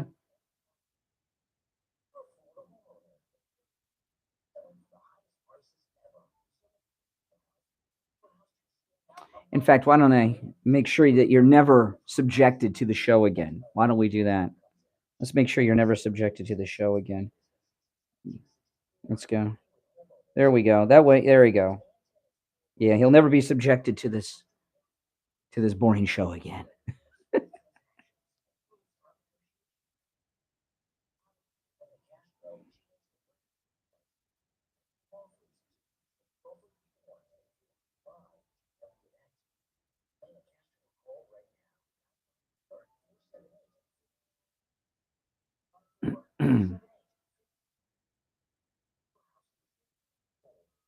Now, I don't want to bore people.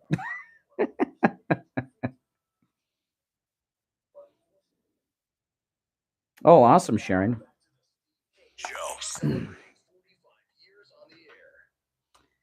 All right, we're back. You back with us, Steve? You're having trouble moving on to the other stuff is because the first topic you picked was such a good one, so don't feel bad about it. But I gotta. Don't worry. I'm moving on to other things. If you're trying to give me. let me say a final thing on this. We'll maybe bring up some other thoughts. The problem here is not just the Friday nights in Chicago. The problem is that every week it expands out and out and out. There are no safe neighborhoods anywhere. Well, that are a little safer than others, where you're more likely if you go out to get a carton of cigarettes, or, which I don't smoke, but yeah, your wife does though, right? Come home without a knife stuck between your ribs. It's never been like this. This is the worst. Used to hear about the long hot summers and stuff like that. It has never been day after day after day after day like this. The data's that there are not 5 or 6 people that are mostly in the same incident. I mean, it's ridiculous. Well, then, Steve, I don't want to be repetitive, but the only thing I can say to you is what you're talking about is happening in Democrat cities, and Democrats are electing this new wave of pro-crime politician. I mean, it's hard to feel sorry for them. They're not going to change it. It's up to us. Well, how are we going to change Chicago or Los Angeles or New York City? I have a personal answer to that, and it's spelled Trump. Not in Chicago. They're going to keep doing what they're. I think it's gonna have, that's the key. It's gonna have to be on a national level, and it's gonna have to be by putting an administration in that's aware of Yeah. pro-government and isn't spying on the good guys and that is Yeah. organized against. You know, this world we're in now, where we're terrorized by leftists. You know, I don't think I told you this. I know I didn't tell this story on the air, but I might have told you this off the air, Steve, but I can't remember. You know, I was talking, you know, last Friday, I went to Dr. Appleton's office because I was in pain, you know, and there was a listener there, very nice lady, a young woman, and she was getting the laser away pain treatment. I met with Dr. Appleton. He's like, oh, there's a lady here. She wants to meet you. She heard me talking, I guess, in the other room, a listener, and she's getting the laser away pain treatment. And she asked if she could take a selfie with me. And I said, no, not right now. And let me tell you what happened. Okay. She's on the doctor's, you know, those doctor's office tables, you know, she's getting the laser away pain treatment, you know, and she had a pillow behind her head and she's on like the bed, the doctor's thing. I said, when you're done, I'll take a picture with you. But I said, I can't take a picture with a woman that I'm not married to who has her head on a pillow. I said, if I take a selfie with you and you've got your head on a pillow and then you put that on Instagram, somebody could look what they've done with Stormy Daniels, right? Trump took a picture with Stormy Daniels. They crafted this whole fake narrative around. You can't take pictures with people. Now, the liberals are terrorizing our entire, this guy at the gas pump. A couple years ago, I would never have let a guy cut me at the gas pump. I left the gas pump. No, I would have said, wait your turn. I was here first. I would have just gotten out and pumped the gas. And if I had to argue with him, I'd have argued with him. Okay. But because because of what the era that we're in now, he's black. I gotta take a knee because I got my MAGA cap on. And if if I'm getting cut in line and I'm being abused, well, I can't get too uppity, Steve. I can't get too uppity. I'm a white MAGA guy. If I get too uppity, you know, but this is why Trump's second term is so important. We're living in a terrible era now. Now let me play some audio. Yeah, exactly. Let me play some audio here. I haven't even gotten to any of my show prep today. But that's okay. You know, we're here 5 days a week. I got a couple things I want to share. One is Marjorie Taylor Greene, and this is very important. You know, contrary to what Karl Rove tells you on Fox News, we did not lose the midterms. We didn't win as big as we would like, but we won, right? We have a MAGA House of Representatives controlled by Donald Trump. Kevin McCarthy and Marjorie Taylor Greene are running the MAGA House of Representatives like it should be run, and Nancy Pelosi was fired. Okay? There's a committee now looking into, and Marjorie Taylor Greene's on the looking into the dealings of the Biden family. And Marjorie Taylor Greene saw some of the evidence and came out and talked to the press yesterday. This is Marjorie Taylor Greene talking about Biden's crimes yesterday. We just finished reviewing the financial records of the Treasury. What I saw was over 2,000 pages of jaw-dropping information.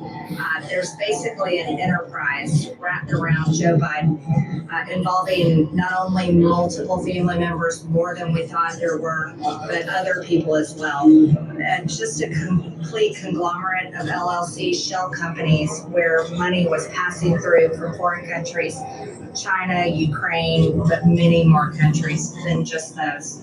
There's a lot of information the American people deserve to know of the Biden family and the crimes they've been involved in. And the Oversight Committee has a much bigger investigation to do than we ever thought was possible. I just saw evidence of human trafficking. This involved prostitutes, not only from here in the United States, but foreign countries like Russia and Ukraine. This is unbelievable that a president and a former vice president, not only his son, Hunter Biden, but many more family members extending past Hunter Biden and his immediate family. We're going to have to really get to work. This is an investigation that needs to be revealed to the American people. Okay. So what? Yeah, what they I mean, this is amazing. What they uncovered, that we know that Joe's a corrupt crime boss. We know that Hunter is his money mule and is the money launderer and bagman for Hunter. But what Marjorie Taylor Greene and the committee found out when they went through these files, they found 8 members of Biden's immediate family are involved in these crimes. And now here's the thing. They're not going to be arrested and they're not going to go to jail. They're Democrats. But believe me, this is damaging to the Bidens for all these things. You know, they spend so much time telling us that all the information was Russian disinformation. Now we're in charge, and documented evidence has now been introduced into Congress showing not just their financial crimes and money laundering, but the trafficking of women internationally for sex. This is the scummiest, most criminal man to ever be president of the United States, Steve. I mean, there's been good presidents, there's been bad presidents, and Bill Clinton was having sex with everything that would move, but he wasn't sex trafficking women, I don't think, Steve, was he? He did rough up a couple like Paula Jones, but he did not, and he did rape Juanita Broderick, according to her, twice. Juanita Broderick says he raped her, arrested, and raped her again. That's what Juanita Broderick says. That's her allegation. But they're actually transporting women internationally for sex. You know, and I'm watching the White House press conference yesterday. They were all over Jean-Pierre. They were asking who paid for Hunter Biden's trip to Ireland. Not about what the committee found out, but don't worry, it's getting out there.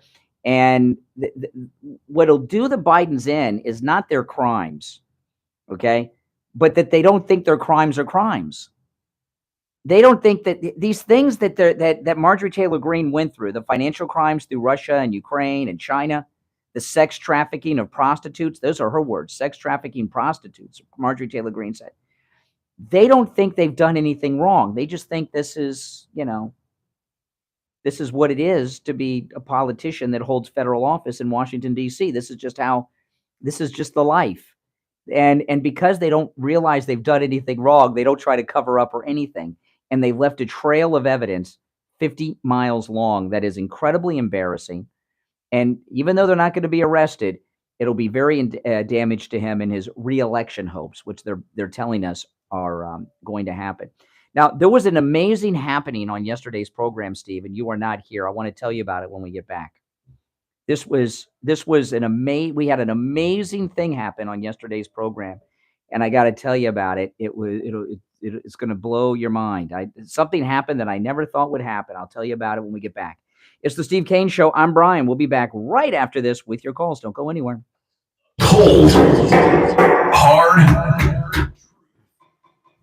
delivered morning 6 to 9 right here on the Steve Kane Show.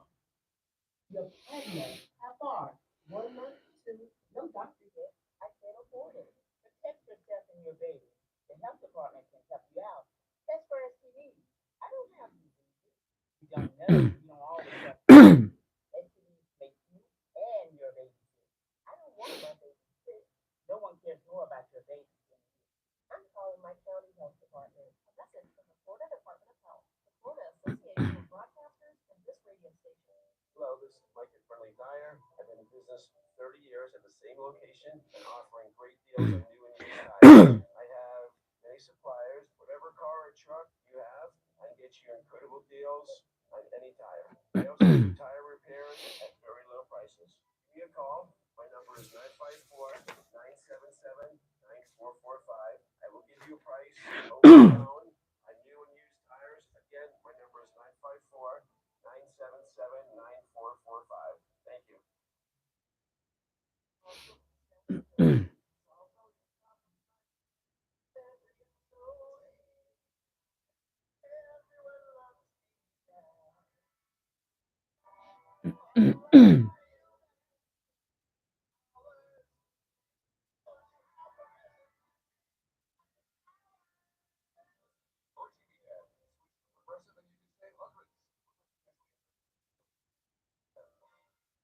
You're a homeowner, business owner, or with a homeowners association, and your roof is already compromised, you need to call Tom Laporta at Laporta Contracting. Tom Laporta will give you a free evaluation with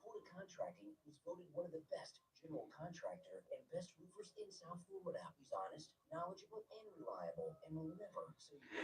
If you have an insurance claim, call your insurance company immediately. Then call Tom Reporter. New laws are in effect that allow Tom to negotiate directly with your insurance company on the cost of all repairs, so you don't necessarily need to employ a public adjuster or a lawyer. Tom can handle any type of roofing job too. Residential roofing and repair, commercial roofs, schools, municipal buildings, office buildings, emergency repairs. If it's roofing, Tom Reporter can do it. Call Tom Reporter right now, 954-604-4602. 954-604-4602. And online, reportercontracting.com. We take on the social justice warriors for breakfast. Now, the Steve Kane Show is on the air. All right. Welcome back, everyone. I'm Brian. Steve is here. Oh, yesterday, tomorrow's my birthday, Steve. Big day. Big day. Yes. Very exciting day. Of course, I share a birthday with very famous people. Eddie Murphy, of course. Adolf Hitler. Yeah, that's correct. Adolf Hitler. Steve's always going for my punchlines before I get there. Yeah, but Adolf Hitler and I tomorrow. It's our birthday. I mean, gee whiz, what a day. And it's also International Marijuana Day. But anyway, totally surprised yesterday. My daughter came home from California. I didn't even know she was coming home for my birthday. The whole family surprised me. I was in shock. I was in a room doing some work, and she came in the room. I'm like, what is going on? I was like, never been so shocked and surprised. And then I realized why my wife had ordered the new 3-inch MyPillow mattress topper 2.0 because when my daughter moved out a few months ago, she moved to California, and we turned her bedroom into something else. I think a lot of parents do that. And we put together a new guest room. We got a new bed for the guest room and just a twin bed. And my wife got the 3-inch mattress topper 2.0. I said, why did you order? There's nobody guesting. She got it from my daughter in advance before she got there. But the My Pillow mattress topper 2.0 has that cooling technology in it that the pillows have. So it perfectly regulates your body temperature while also turning your mattress into a complete MyPillow. So if you have a lumpy, bumpy mattress, if you have a mattress that it's just not comfortable, get your 3-inch MyPillow mattress topper 2.0. At MyPillow.com, when you use our promo code Kane, it's 40% off and free shipping. Pretty good deal, huh? 40% off and free shipping. It comes in every mattress size there is. You can also order by phone, toll-free, 1-800-716-4879. 1-800-716-4879. Okay, well, I got a couple stories here that I wanted to get to, Steve, and they're important stories, but I want to tell you about a moment that happened on the show yesterday that was amazing. Two never Trumper liberal Democrats that hate Trump like the plague were praising Donald Trump on the program yesterday. Something came up and I brought it up to them, and even these Trump haters had to say, Jay from Jersey, who's a racist and Trump hater, and who's that other liberal guy that calls Tom, who hates Trump. He's always talking about the hands and everything else. I had both of these liberals complimenting and praising Donald Trump on yesterday's show. This is an amazing thing. Now, of course, everyone knows that Donald Trump overturned Roe v. Wade, which was an amazing thing. He overturned Roe v. Wade.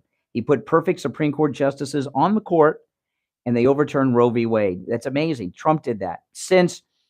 And I brought this up to these two liberals, and even these Trump haters had to admit this was a good thing, Steve. There was a story yesterday that since Trump overturned Roe v. Wade, 32,000 babies have been born that would have been aborted. And even these Trump haters couldn't say anything bad about that. 32,000 babies because of Trump were born that would have been aborted. Steve, he's the Oscar Schindler of unborn children. I mean, how many and that's just in the first 6 months, 32,000 babies born that would have been aborted. How many lives are going to be born from those 32,000 lives over the next 30 years, 50 years, 100 years? I mean, it's just amazing how many lives there will be in existence because Trump overturned Roe v. Wade. And even these liberals had to agree that Trump did something good. And that, that's very painful for the liberals to do. So that was, I wish you were here yesterday to experience that, but it was a beautiful couple of calls. I couldn't believe. Oh man. So, there's a real terrible story. David's Bridal. It's where all the women go to get their wedding dresses and stuff. David's Bridal, they're going through financial difficulty. They're laying off 9,000 people. David's Bridal. And the reason that is because people that are that young marriage age, they're not getting married, Steve. Half of them are gay. The other half don't know what gender they are.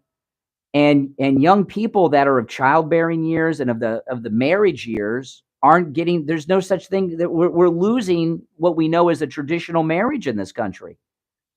Through all of this TikToking that China's brought to us with all this transgenderism and things that are going on in our society. And this story about David's Bridal, anytime there's a major American retailer that does layoffs, it's in the national news, right? Like Best Buy's doing major layoffs, and it's in the news. Best Buy is, I'll tell you what Best Buy's problem is. Bad customer. I went to Best Buy to buy a computer and no one was helping me. And I asked this guy to help me after I've been standing around for a while. And this is the guy actually said, "We're not commission salesmen." Oh, okay. Well, I guess I'm just on my own then here, buying this computer. I couldn't believe he said that to me. We're not commission salesmen here. Well, excuse me. I thought this was a place where you bought stuff from Best Buy. So so that's why. But this thing with David's Bridal is different. There's been a major, we used to talk a lot in the 80s and the 90s about the cultural war, and when the gay rights activists who have won everything that they ever fought for were fighting, Pat Robertson and the Christian Coalition had all these predictions. If the gay activists get their way, this will happen in the future. We are beyond the most wild predictions of Pat Robertson and the Christian Coalition right now. And the David's Bridal closure, they're going to blame it. I've seen some people talk, well, people are buying their wedding dresses online. Or that. No, it's because young people that get married aren't straight anymore. They're transgender. They're non-binary. They're gay. The traditional marriage as we know it is disappearing from our society, and this major closing of these David Bridal stores is what it's about. Cross section of this issue that in my family, my daughter Jennifer, who was a big fan of the show, her marriage. She's living with us now. Let's just put it this way. With my two grandchildren, she's faced with a single life, and it's very confusing out there. There's no question of it. It's confusing. It's confusing. And she's older, Steve, with kids. If she were 20, I told when before she got married, I said, tell your daughter, don't marry that guy. I saw a picture of him. You showed me a picture. I said, don't marry that guy. And do you know why I said not to marry him? It was a picture of him and your daughter, and he was wearing a sweatshirt, and the sweatshirt was completely covered with a big marijuana leaf. And I said, don't let her marry that guy. I know a lot of people smoke weed, okay? But if your daughter comes home with a guy that has a drug on his shirt and it covers the whole thing, and that's how he presents himself to the future in-laws, he's probably not the kind of guy you want your daughter to marry. You understand what I mean? I was right. Confusion out there. Let me just say that, as she enters the single world, you don't know who's straight anymore. And it's weird. It's just weird. And plus, I have a daughter in England who is happily married, getting ready to have her fourth child, and it operates over there too. Yeah. Well, what I'm telling you is, this is the Democrats destroyed the traditional family in the black community in the 60s and 70s with the welfare state, right? When you were a social worker in the 1960s in Los Angeles, you had that phrase, when the social worker walks in the front door, the husband, the father run out the back door. Here we are 50 years later, there's no husband anymore. They've just done away with the husband. No one runs out the back door. They stop getting married. And almost 90% in some communities, 90% of Black children are born out of wedlock. The welfare state destroyed the nuclear family in the Black community, which was a very strong family unit until the social justice warriors of Lyndon Johnson destroyed it. Now what they've done with TikTok and their gay rights and their transgenderism, and nobody knows what gender they are or what sexuality they are, they're now destroying the white family unit in a different way than they destroyed the Black family unit. And David's Bridal is going out of business with 9,000 layoffs in the news today because normal marriages are pretty much over in this country. Don't let them blame the internet when Kramer talks about it on CNBC. That's a lie. The family unit, as we know it and grew up with, is almost gone in this country. And the liberals did that.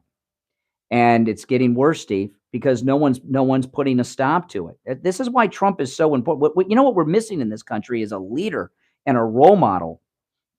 Yeah, a leader and a role model. And we're in more trouble in this country than you realize. And it's pretty scary. Now, Steve, I talked to our real estate agent, Elena Castro, yesterday. She's doing very, very well. Elena Castro was introduced to us by Tom Laporta from Laporta Contracting. So, she's very good at what she does and someone you can trust. But I was asking her, what's going on with the housing market so far as sellers go, right? Because, we had this run and everything. She says this is a very strong sellers market.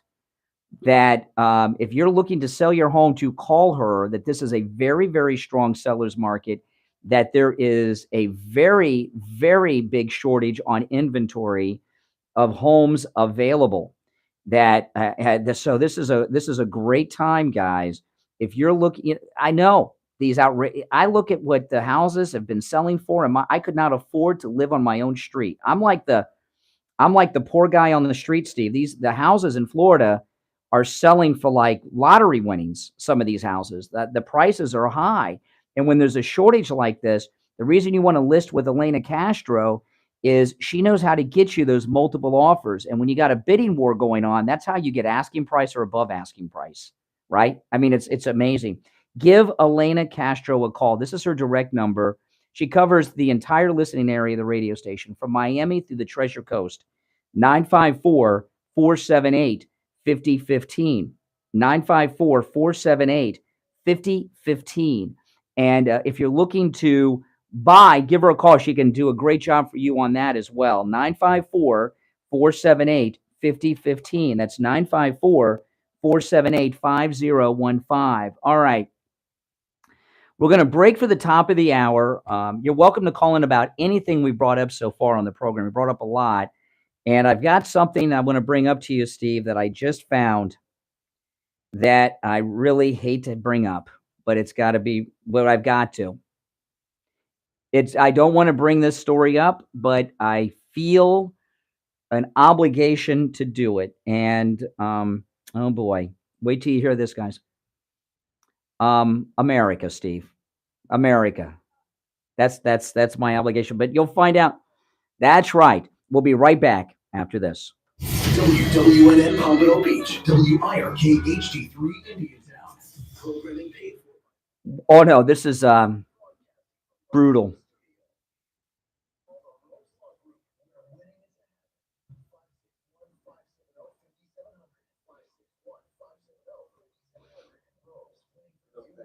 On most stuff, but the one thing that I have, well, I agree with as well, but also there's also other factors. What?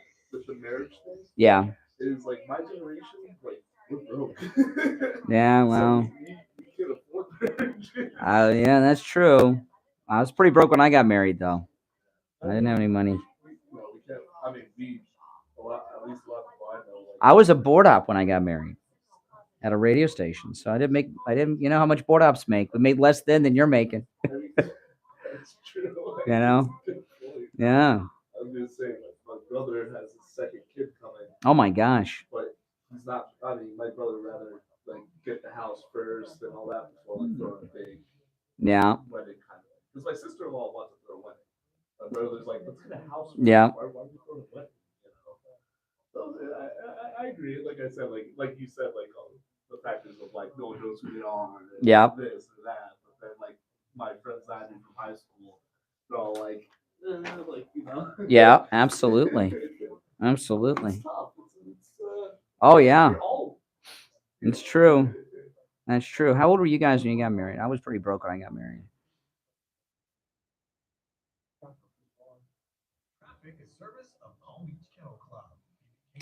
I don't know. I kind of know what they make. I do know. I'm not gonna say. They don't make enough. Board ops, you know, they do a lot of work.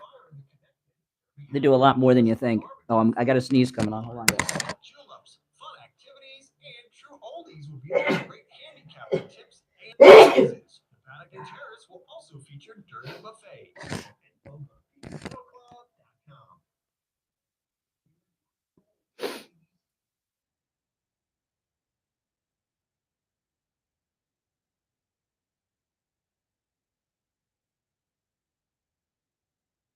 Oh, another sneeze.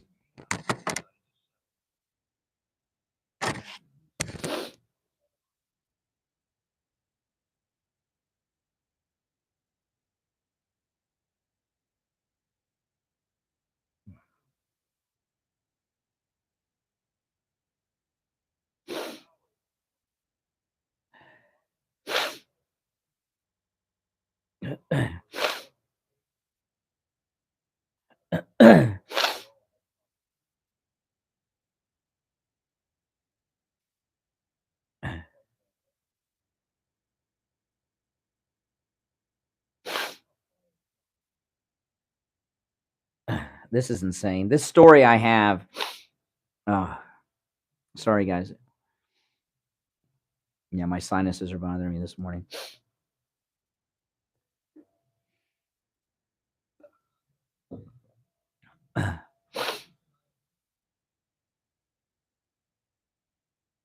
Symptoms, irregular heartbeat, heart racing, chest pain can come and go. 20. Wow.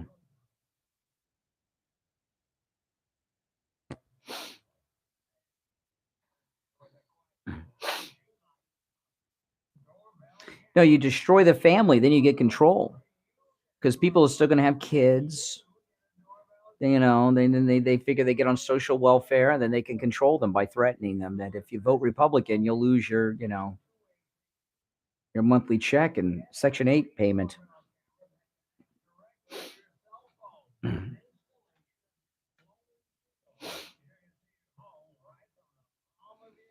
I filled up my cars. I should probably top my wife's car off today. I heard people were having trouble yesterday. I don't know what the situation is now.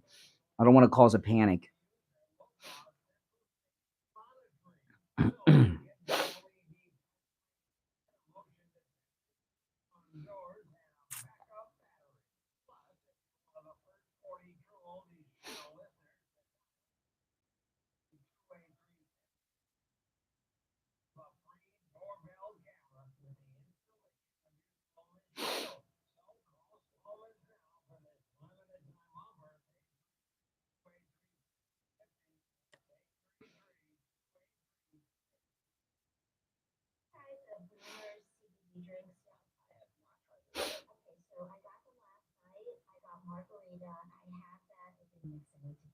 Well, thank you guys for your support and watching. Appreciate you guys in the audience.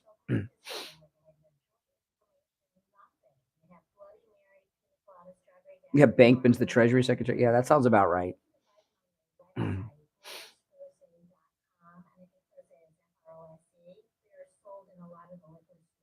Kirby is just a weird guy. Something's off with that guy, Kirby. First off, he was an admiral, right? Who retires as an admiral in the United States Navy to be the civilian Pentagon spokesperson? What is that? That's strange. But, you know, when you're an admiral, everybody is in the room stands up when you walk in. Something's off with that guy. Something's off with that guy.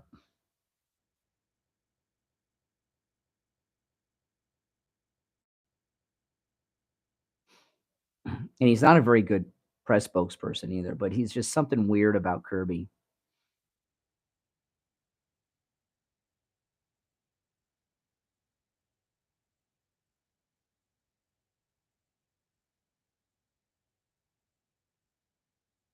Yes, thanks to the mods.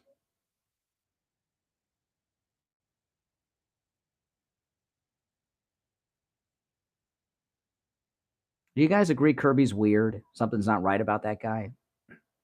Yeah. The best spokesperson was Tony Snow. He was GW spokesperson. He used to be on Fox. He was really good. He was the best one ever.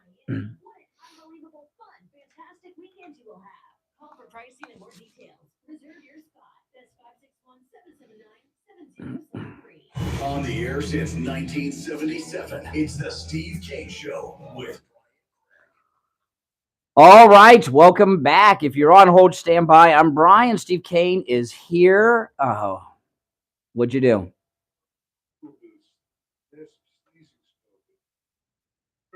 Well, try to tell me beforehand so I can turn your mic off before you sneeze. Like if you hear one coming, say I sneeze. Just tell me there's a sneeze coming, and I'll mute your mic.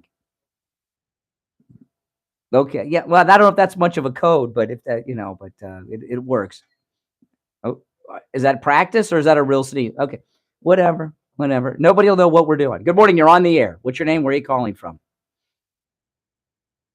Good morning. Am I on the air? My name is Stacy. Yes, Stacy. Hello? Yes, you're on the air. Okay. I was thinking, I wanted to bring this situation up with transgenders. I'm not going to say where I live, but I do shop at an Aldi that I don't know if this cashier is a man or a woman. I say this, the reason I say this, yesterday, and I noticed it, yesterday I shopped, I had a cart full of groceries. My debit card wasn't reading. It wasn't going through. Mm-hmm. I'm like, I'm sorry, sir. I'm sorry. I didn't know what to say. And it was so embarrassing because I was trying to be politically, I was trying to be correct. Yeah. I didn't want to, and it's here this person, I don't know. I mean, to this day, thankfully the card went through. Well, that's, that's why at Starbucks, they put the preferred pronouns on their aprons. They have their preferred pronouns on their aprons at Starbucks. So you're never left in such a ridiculous position.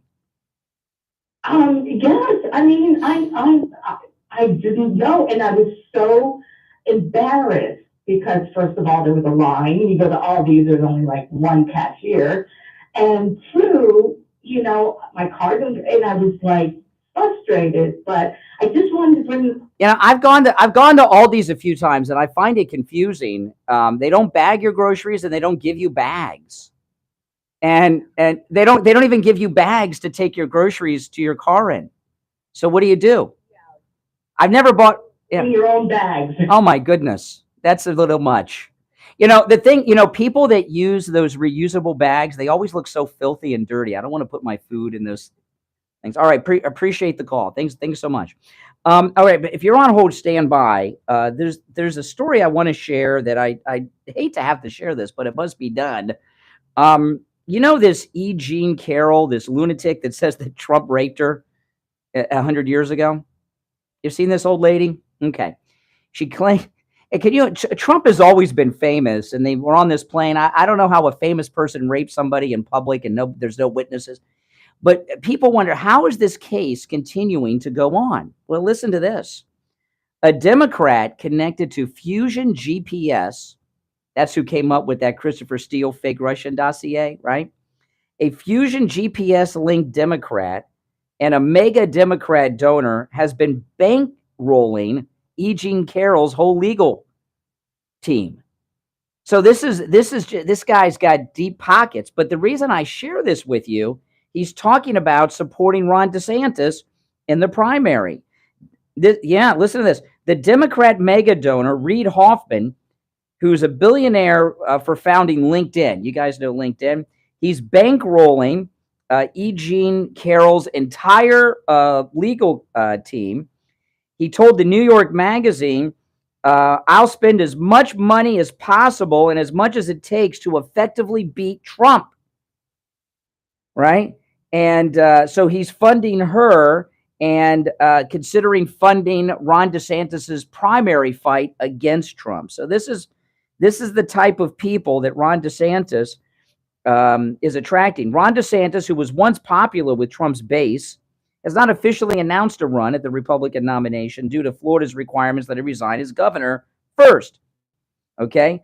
And he's talking about funding as much as he can Ron DeSantis's campaign. I mean, oh my goodness, would Ron DeSantis take the money? Would he take the money? He's in a weird place already, and he doesn't seem to know it. Yeah. All right. Good morning. You're on the air. I know. He is. Yeah. Good morning. You're on the air. What's your name? Where are you calling from? Hey, Brian and Steve. This is Dee in Tampa. All right, Dee in Tampa. Hi. Yesterday, I saw a very interesting interview on a television station, and Miranda Khan was the interviewer. She was interviewing a model and a conservative activist. She had gone to many Ron DeSantis's events. So they were talking about him, about whatever topics they were talking about him, whether he's going to run, where is he, he's MIA in Florida right now, etc. So anyway, when that interview was done, they broke to a commercial break. When they came back, they were going to be talking about a different topic. Well, that's not what happened when they came back. So when they came back from commercial, the interviewer said, I can't believe what you just told me during the commercial break. Why didn't you share this before? She said, well, I'm going to share it now. So I thought, oh my God, what is she going to say? She said that when she would be at the event, he would always be speaking with his teleprompter. Who's the he? Who's the he? DeSantis was speaking to the crowd with his teleprompter and doing a very good job. And then when the event was over, she would be backstage and see him a completely different man. He was not well-spoken. He was not a leader in any way. He had handlers telling him, you go here, you do this, you move here, you go. He was completely, she said, like a puppy with a collar around his neck. Wow. Yes, she said, I changed my view of him immediately. She said, there was nothing leader about him whatsoever. You go to a Trump rally, you know who is in charge. On stage, off stage, you know Trump is in charge. Not so with DeSantis. She said it was amazing. He is being handled. If you can find that interview online, send me the link to it, and I'll play that on the air. I absolutely. You have told many times about DeSantis. He's a terrible debater, and you know why? He doesn't have a teleprompter. He's on his own. He's lost every debate he was in. Okay, and I said that after both of them, and before he showed his true colors to us. I mean, in fairness, he's trying to give it the objective, which I can't be because I'm a Trump guy. Okay. Yeah. But yeah. In all fairness, it's very hard to judge what these people are like from watching them in public when they're on here. First of all, anybody who stands next to Donald Trump is going to come in second. Anybody, because that's his thing. He's magic. He has charisma. That's what. But Steve, he came. He approaches the ball like a golfer. When he tees up, he approaches going in for to announce it, going in with both feet, and then before it's over, he's already intimidated by the thought of Donald Trump. But Steve, DeSantis lost the debate against Charlie Crist, and he lost the debate against Andrew Gillum, that guy.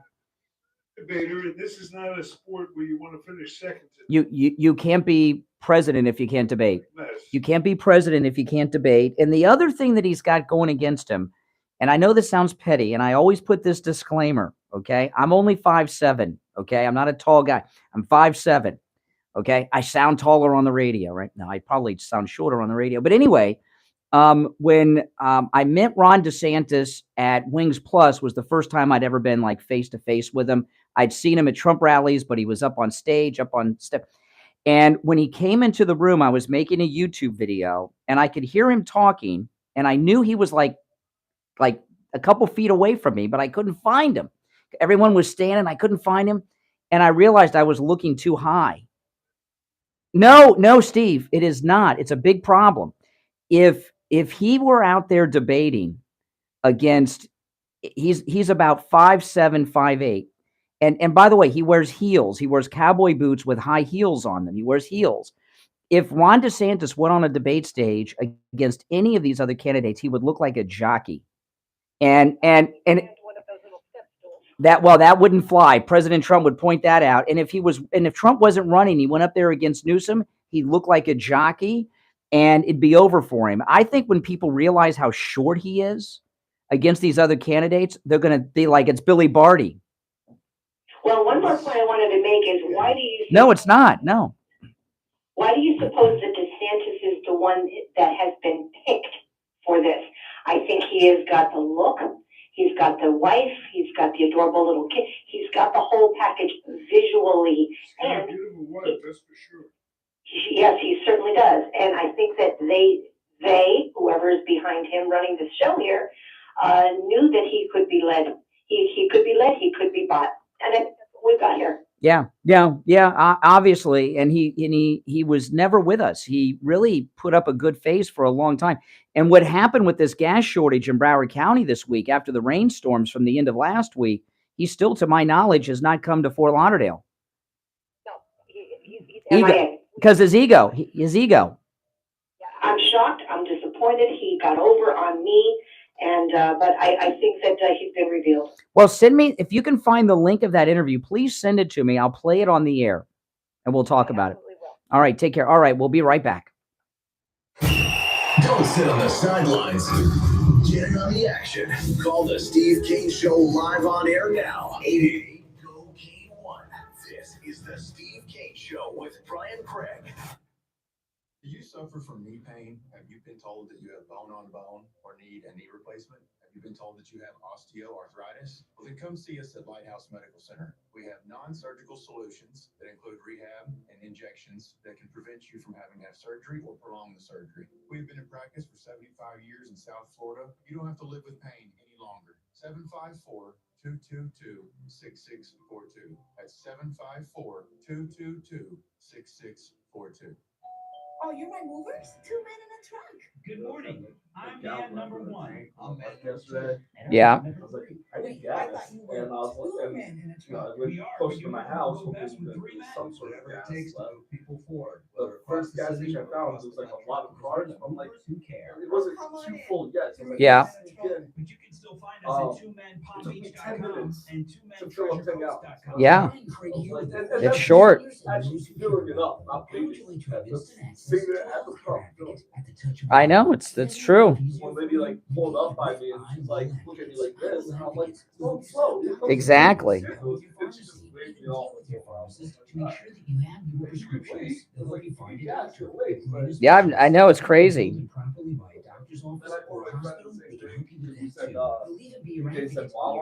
Yeah. I don't know why Wawa has gas, but they do. Oh, yeah.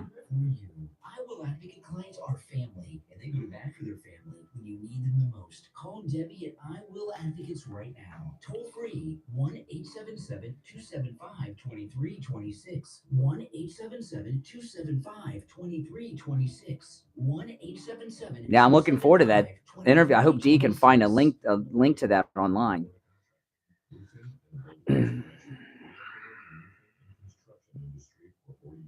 We are originally from Connecticut, where our values and work ethic is second to none. We install all kinds of roofs, from asphalt shingle, clay, and concrete. He might be 5'9" with the cowboy boot heels. 5'9" still too short. These other guys that are running are 6'1", 6'2", 6'3". How tall is Gavin Newsom? You know? the presidential elections are won and lost in the debates. And you go up there and you're 5'9", and you're up against someone who's 6'2", you're done. It's done. That televised debate is too much. People don't realize it on the gubernatorial debates because no one watches them and they're not next to each other. They're like on different sides of the stage. Listen in the Palm Beaches on 95.9 FM, the Treasure Coast on 106.9 FM, Listen in Boca on 95.3 FM, Fort Lauderdale on 96.9 FM, and anywhere in the world at TrueOldiesFLA.com. All right. Now, any lab test now of Boca and any lab test now of Coral Springs have been with us here on the Steve Kane Show for many years. And listen, there's lots of any lab test nows around. I know that. But there are only two advertising on our radio station. Any lab test now of Boca and any lab test now of Coral Springs. They have the same owners. So don't go to the rest. Just go to those two. But my family, we go to any lab test now of Boca for all of our lab testing. Steve is closer to the Coral Springs location. So you go there. I go to the Boca location. And the reason we go is many. Okay. They have all of the thousands of tests that your doctor would order. There's no doubt about that at the guaranteed lowest price. But it's such a time saver. You know, if you go to the doctor's office for your blood work, that's like a half-day event, right? You got to go there. You got to wait in the waiting room, and then they call back, and you think you're going to see the doctor, and then you got to wait again. Then you got to wait for the phlebotomist to come in. It takes hours. And if your doctor doesn't do blood work, and they give you a script to go to one of those big labs, well, you still got to go through that whole doctor's process, right, of a half-day event. Then you got to go to that big lab and wait and wait and wait. At any lab test now of Boca and any lab test now of Coral Springs, in and out in 15 minutes or less. I've never been in for 15 minutes. In and out in 15 minutes or less. And they'll email the results to your doctor the next day or send them to you if you want to keep them private. So any lab test now of Boca is in the Sandalwood Plaza where the Western Beef is, south of Palmetto Park Road, north of Hillsborough, on the east side of 441 State Road 7. Appointments are not necessary. Doctor's orders are not needed, by the way. Doctor's order are not needed. They're open Monday through Saturday. Any lab test now of Coral Springs is on the southeast corner of University Drive and Ramblewood over by the Coral Square Mall. Make sure you tell them you heard about them on the radio. All right. So Dee did send me that audio, but I got to listen to it before we play it on the air. So we'll probably hear that tomorrow. Oh, Crooked Hillary gave an interview, Steve. Did you see this? Oh my God. She talked to the Brits. She went on Sky News in England, and she's interviewed by this liberal jerk. And, you know, these liberal fake news people in the UK, their liberalism sounds not as stupid as it does here in this country because they have the proper British accent, right? And it makes their stupidity sound intelligent somewhat. But she's being interviewed by this liberal fake news journalist on Sky News, and they're talking about Trump. And I thought we would play this and talk about it a little bit. So this is Crooked Hillary with this fake news reporter in the UK, Sky News. Mr. America goes to the polls. Donald Trump is running for president while under criminal indictment. This, the man who back in 2016 consistently accused you of law breaking and actively encouraged chants of lock her up directed at you. It's pretty ironic, isn't it, that he is now a former president that could face a jail term. How does it make you feel? Well, I always thought of good. The answer is good, is what Crooked Hillary's thinking. And, you know, she's got this annoying habit, this, Every time the reporter says something, Hillary says, It's very annoying. But anyway.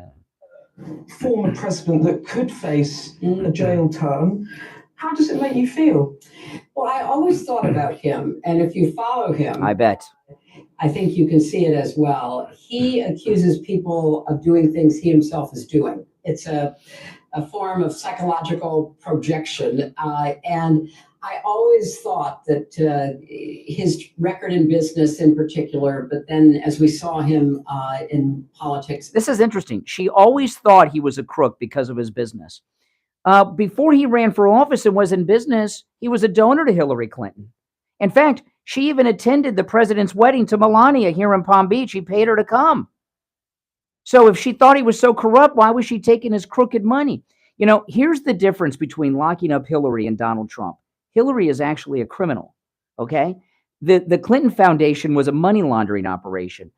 She was Secretary of State and she was a senator. Why do you think they were paying Bill $250,000 for speeches? Because, hey, if you want to get control of 20% of the American uranium supply and you're Russia, what do? You donate money to the Clinton Foundation. Then all of a sudden, you've got new uranium from the United States to weaponize your missiles that are aimed at American cities. There are missiles in Russia aimed at American cities, weaponized with uranium that Hillary Clinton sold to Russia. Okay? Yeah, she's a real criminal. President Trump's crime is that he wants to make America great again. That's a crime to these people. And, she's criminally insane, just like Joe Biden. She doesn't even know she's a criminal. And by the way, this woman interviewing her, Hillary Clinton, spent her husband's presidency destroying the lives of sex assault victims of her husband. If you were raped, assaulted, or sexually harassed by Bill Clinton, Hillary's job was to destroy your life and reputation. Okay? That's what she did for women, this glass ceiling breaker that she brags about being in her own sick, twisted mind. All right, we're going to take our bottom of the hour break. I'm Brian. Steve's here. We'll be right back. Making morning radio great again. You're gonna really love it. It's the Steve Kane Show with Brian Craig.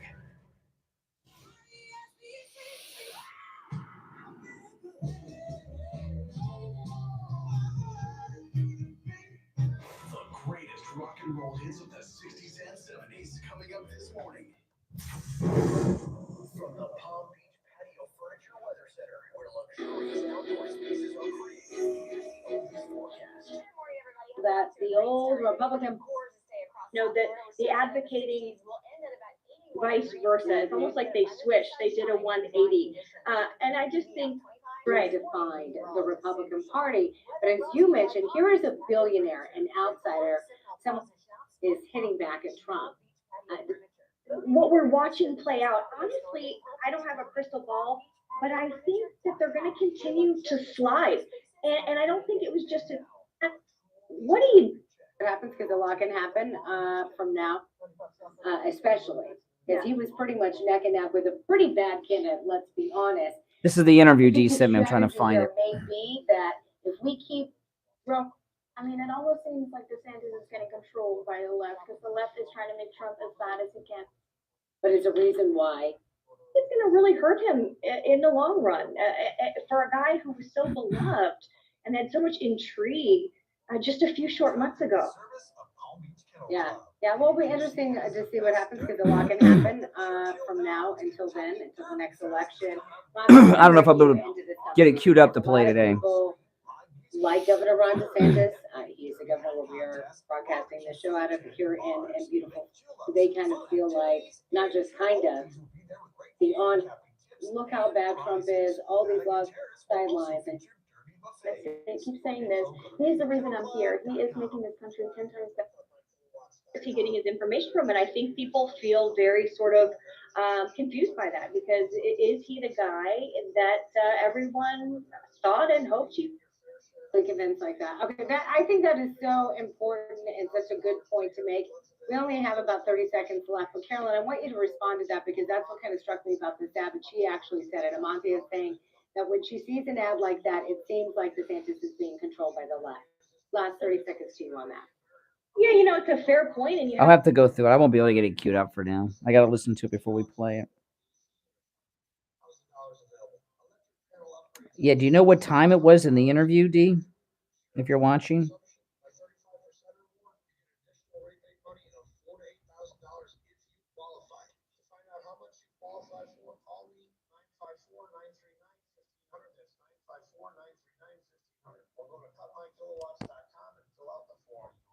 Owner, are you interested in growing your bottom line? Then it's time to join the Boca Raton Chamber of Commerce with members from Jupiter to Miami. Monthly breakfast or after-hours network. Join a leads group.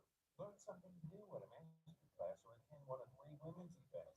There are over 300 events to choose from, including one for young professionals. Check out localchamber.com. There's 95%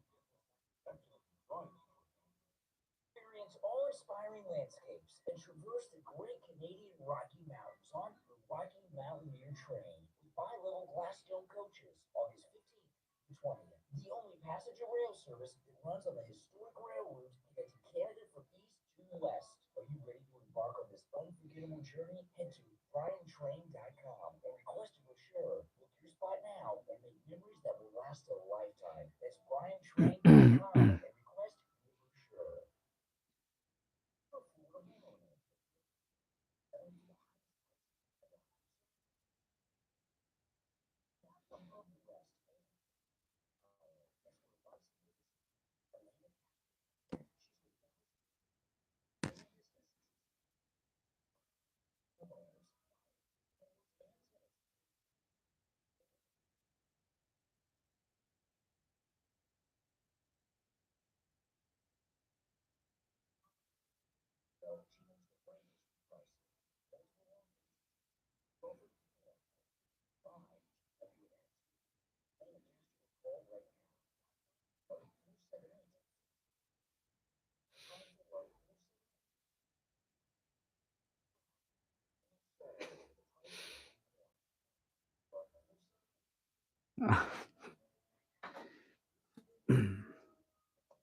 This is Steve Dean. I want to tell you about my favorite restaurant in all of South Florida, Greens Plus in Coral Springs. Delicious, crispy on the outside. I've just the story I'm going to talk about when we get back, and I just I'll wait. I won't tell you guys. We're coming back. Now back to the Steve Kane Show, celebrating 45 years on the air. All right, we're back. I'm Brian. Steve Kane is here. I was just reading an article during the break. Sheryl Crow. Remember Sheryl Crow? She had a hit song about 35 years ago. All I Want to Do. All I Want to Do. I remember that song. It was big with the it was big with the lesbians, that song. At least the lesbians I knew. But anyway, Sheryl Crow went to the Tennessee State House in the aftermath of that terrible tragedy at the Christian school a couple weeks ago, where 6 were murdered by this transgender gunman, and 3 of them were 9-year-old babies. And Sheryl Crow has called on the governor of Tennessee to take action against gun violence. First of all, we were talking the other day, Steve. There's been 3 incidents of gun violence with transgender people, right? The Christian school, that was a transgender shooter. There was one in Colorado, a mass shooter that was stopped before they did it, transgender. And then there was a transgender school teacher over the weekend here in Florida who had openly talked about shooting students and themselves, and the school let them maintain their job teaching students that they were going to shoot transgender person. There's obviously a problem going on with the transgender hormones with some people, and it's a form of road rage. But Sheryl Crow is being paraded all over the media because she's a celebrity, I guess. And she's being paraded around as a celebrity, and she's, and she knows what's right in gun violence, and we need to ban guns because we know that murderers obey the law so well. To the last time I checked, now I'm not an attorney, but I do believe we have a 100% prohibition on murder in this country, yet people continue to do it. It's almost as if people actually ignore these laws. But Sheryl Crow, she's also a big global warming activist, Sheryl Crow. And I remember Sheryl Crow, this is how smart Sheryl Crow is. She wants to just cross out the Second Amendment and take our guns away from us. Sheryl Crow was advocating to save the planet from climate change and global warming, that we would have to limit our toilet paper usage. And Sheryl Crow said in an interview that when she goes to I'm sorry, guys, but Sheryl Crow's in the news today. Sheryl Crow said when she goes to the ladies' room, she only uses 1 square of toilet paper when she goes to the bathroom. So I don't know how she pulls it off, but she does it, Steve. At least she says she does. So here we have this singer. I know. She wants to save the planet. Just every time you go to the bathroom, just use one square of toilet paper. That's what she does. That's what she does. And that's who we're going to take advice on when it comes to the Bill of Rights from the United States Constitution. Oh my goodness. My days of taking advice from Sheryl Crow ended when I heard her say that we're going to save the planet using one toilet paper square when you go to the bathroom. I mean, that tells you everything you need to know about her outlook when it comes to solutions about the world's problems. Well, I think it goes to Sheryl Crow's credibility. Although I did like that song, All I Want to Do. That was a pretty big song back in the day. Did you see the story about these Chinese police stations? Well, actually nationwide now. There's an art. Yes. Yeah. There's a big article in the New York Post today. The FBI helped shut down the Chinese police station in Manhattan, but there's other Chinese police stations in other cities around the country: Los Angeles, San Francisco, Houston, Texas, another in Nebraska, and another one in Minnesota. Okay, and I'm watching now. Maybe this is just me, and maybe I'm just jaded from following this terrible news. And it seems to me that first off, these are not Chinese police stations. Okay, these are Chinese spy stations. Okay, whatever their equivalent to the CIA is what they are. To call them police stations almost gives them credibility. You know, they're spy stations is what they are. There's 6 of them. They're scattered around the entire country. And when I watch this in the news, it's almost like a joke. It's almost maybe I'm wrong about this, but when you see it on the television news, it's almost like a punchline. They got the Chinese police station, like it's a joke. It's not a joke. This is a network of spy centers, and what they're doing. And if you notice, they're except with some change in Houston, Minnesota, and Nebraska, the other ones are in areas that have a large Asian population, so they can blend in. Okay, New York, San Francisco, and Los Angeles, they can blend in. Okay, because there's so many Asians in these places. Nebraska, Minnesota, Houston, I don't think they have a large Asian population. But anyway, these are spy centers. And this is right after the Chinese balloon flying over all of our military bases and over our nuclear silos. And the purpose of that was, I believe, was to get targeting information for their weapons. Okay, now they know where our stealth bombers and fighters are, where our missiles are exactly located. These were controlled aircraft. And I bet you these Chinese police stations that they just think is so funny on the news is probably how they were controlling this through these Chinese spy centers. And they're not just harassing. Why do you think they have them in Nebraska? They're buying up the farmland in Nebraska. They're buying up farmland to control our food supply, and they're also buying land next to military bases. This is a big deal, you know, and I don't know how much more China is going to do to us, but I know this: until Trump comes back in 2024, no one is going to do anything about it because they're on the payroll. And you know, listen to, and call us on hold, stand by. Let me finish this thought, and then I'm going to go to the phones. Dianne Feinstein has shingles, and she hasn't voted in the Senate in a long time. And they need her in the Senate to push through Biden's radical judge picks. And Mitch McConnell standing up against them, replacing Feinstein. You know, why do you guys think that is? You know why? Because Feinstein and Mitch McConnell both work for China. They're not really in opposite parties. Remember, Feinstein had a spy that we know about that was working with her for 20, 25 years. Her driver was in her office, had access to all her classified documents. Mitch McConnell has a handler from the CCP, his wife. Okay. So Mitch McConnell is getting his marching orders from Beijing when it comes to Feinstein. And Beijing does not have a replacement for Feinstein. So they're not going to let her resign yet. All right, let's go. You're on the air. What's your name? Where are you calling from? Hello? Yeah, you're on the air. What's your name? Where are you calling from? Manny from West Palm. Hey, Manny. Hi, I love your show, and talking about Joe Biden. Well, I don't call him Joe Biden. I call him Biden. But anyway, I was looking at the news.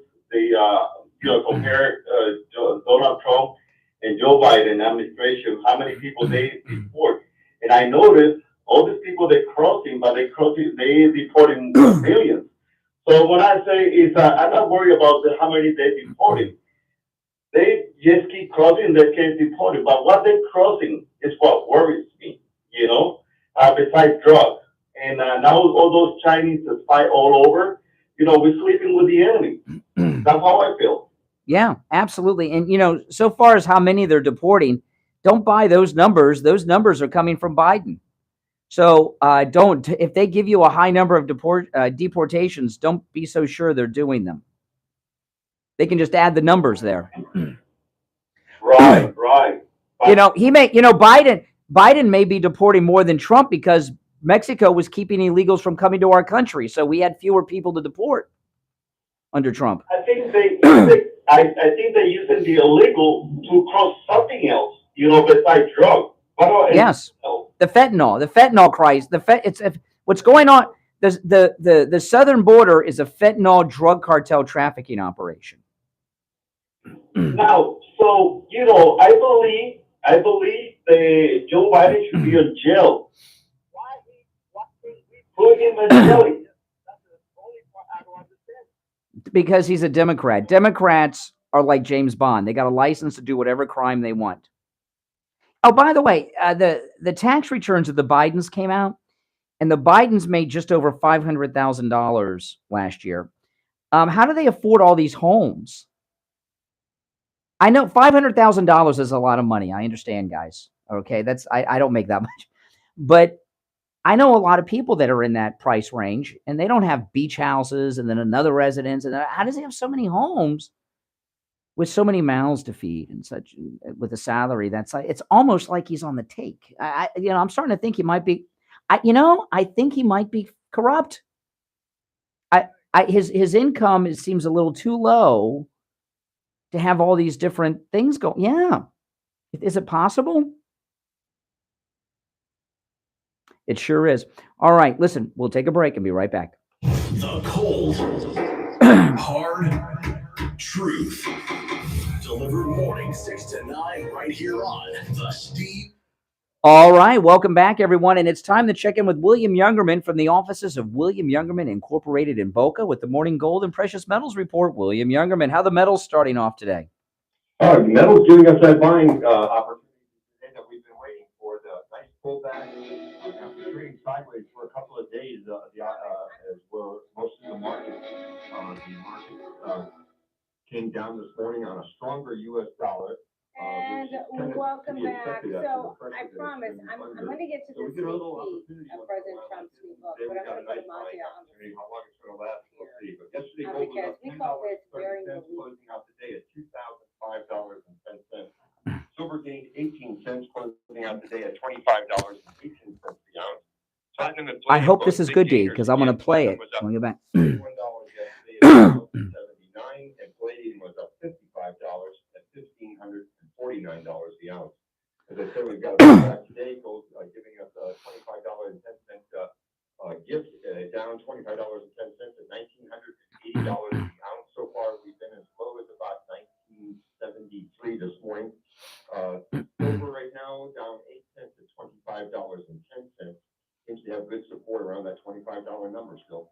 Platinum down $4, $1,075, and palladium up $6 at $1,559, $55 the ounce, and that's pretty much where we are. Going down about $1,000. Oh my goodness! I'm starting to think instead of that Bitcoin, maybe people should be buying gold, silver, and platinum. What do you think? Huh? Exactly. Now, listen, William. I know we talk a lot about buying. Buying gold from you, but you buy from people, and people have a lot of things at home and drawers and jewelry boxes, safe deposit boxes, gathering dust around that's worth money. What are some of the things that people can bring over and turn either into money or turn into coins? Absolutely. We buy pretty much all collectibles, as well as jewelry of all forms, watches, even broken jewelry. If it's sitting around, you can get the gold, silver value, platinum value out of it, and it amounts to quite a bit these days. With the prices up where this is at, a simple little light chain might be hundreds of dollars. So go through your safety deposit boxes and check out for stuff that's just been sitting there that you don't use anymore, and turn it into something that makes financial. That's right. And, you know, as William Youngerman just said, the prices of the metals are so high right now. A little tiny thing that you can barely feel the weight of in your hand could be worth some pretty good money. Give him a call. He opens up at 10 a.m. 1-800-327-5010. 1-800-327-5010. Online, WilliamYoungerman.com, or stop right in. Located at 150 East Palmetto Park Road in Boca, on the first floor of the Bank of America building, just east of US 1 Federal Highway on the south side of Palmetto Park Road. All right, William Youngerman, we'll touch base tomorrow.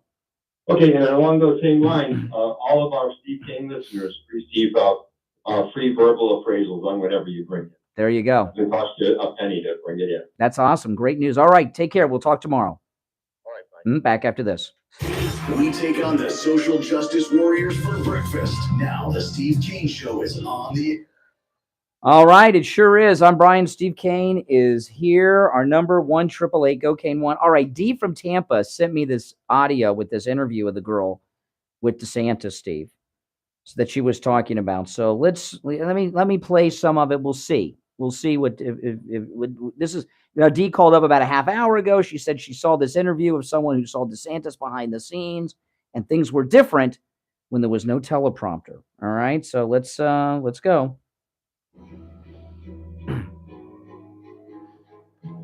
This is from Real America Voice, is where this interview happened. That's where Bannon works. And welcome back. So I promise I'm going to get to the sneak peek of President Trump's new book, but I'm going to put Amantia on the spot here because we call this bearing the lead. And I want to bring Carolyn Ryan back in. So right when we went to the commercial break, Amantia shared something with us, and I think she's comfortable saying it on air. But I said, we should have said that. Why didn't you say that? So I want you to say it. So you said you've gone out and you've listened to Governor Ron DeSantis, again, the governor of Florida here, who we've all kind of agree, and I'm pretty sure our viewers are smart people. You guys know he's running. Yes. Hey, you said, have you ever seen him speak? Backstage. Yeah. So explain that experience. Oh boy. Because we're all about sharing our voice, but again, I'm looking at your comments. But share what you told us. Well, I know that we always talk about the trend of liberals reading teleprompters and not being able to speak for their own and having their... Oh my God, what I was doing earlier today on the show, is that what you're talking about? I'm No, not a liberal, but I have no. been struggling today. But I know what you're saying. Go ahead. No, it's just the agenda being pushed through teleprompters and pushed Yeah. through headpieces and people saying what you should say when you come on air, when you go on stage. But this guy, if he's really supposedly going to run this country, I don't think he has the capacity to stand up for himself like Trump did. He's not a businessman, first of all, but he's socially really awkward. Like, Explain what you mean by that. When I saw him speak backstage to his staff, it was like the staff was like demanding him to do stuff. It wasn't him telling me, hey, I'm going to go on in 2 minutes. Like, you know. So he wasn't a leader. You felt I like... did not find him like confident enough to be a leader. That's what it seemed like. He was socially super awkward. It was like everybody was commanding him where to go and pushing him around like a little puppet. That's why I said he is a puppet of the left. I feel like his crew that's around him could be actually part of the left, telling him what to do and what to say. One other comment that you made too, and just if you're sitting down, which I hope. This is a big revelation. You said that he may be worse. Carolyn, are you listening to this? Your ears may perk up. Maybe worse than Biden. Oh my goodness. Wants to lick the world. What he wants to say. And Well, okay, there you telling him go. to say. And that is his own mind coming out. But DeSantis, it looked like he was just like a robot saying whatever he needs to say, and then goes off stage and has no idea what he's doing. That's interesting. I'd love to know. Wow. So she's saying when he's backstage, he's being bossed around. He's not leading. You know, it's kind of like a Mayor Pete type is how she's describing it, where the staff, it's not good, Steve. He's not the man we thought he was. I mean, my gosh. I mean, it wouldn't be so hard to criticize Ron DeSantis and point out weaknesses, but this is Steve, if he's backstage being led around by staff who are telling him what to do, that's not what it's like when President Trump's in the room. I promise you. Or Carrie Lake. must have missed that part. What, She said, yeah, that was the she was there. She was there. This woman, this Steve, he's not going to say, I'm led around like a puppet. This is a woman who was being interviewed. She said she was backstage at an event with Ron DeSantis.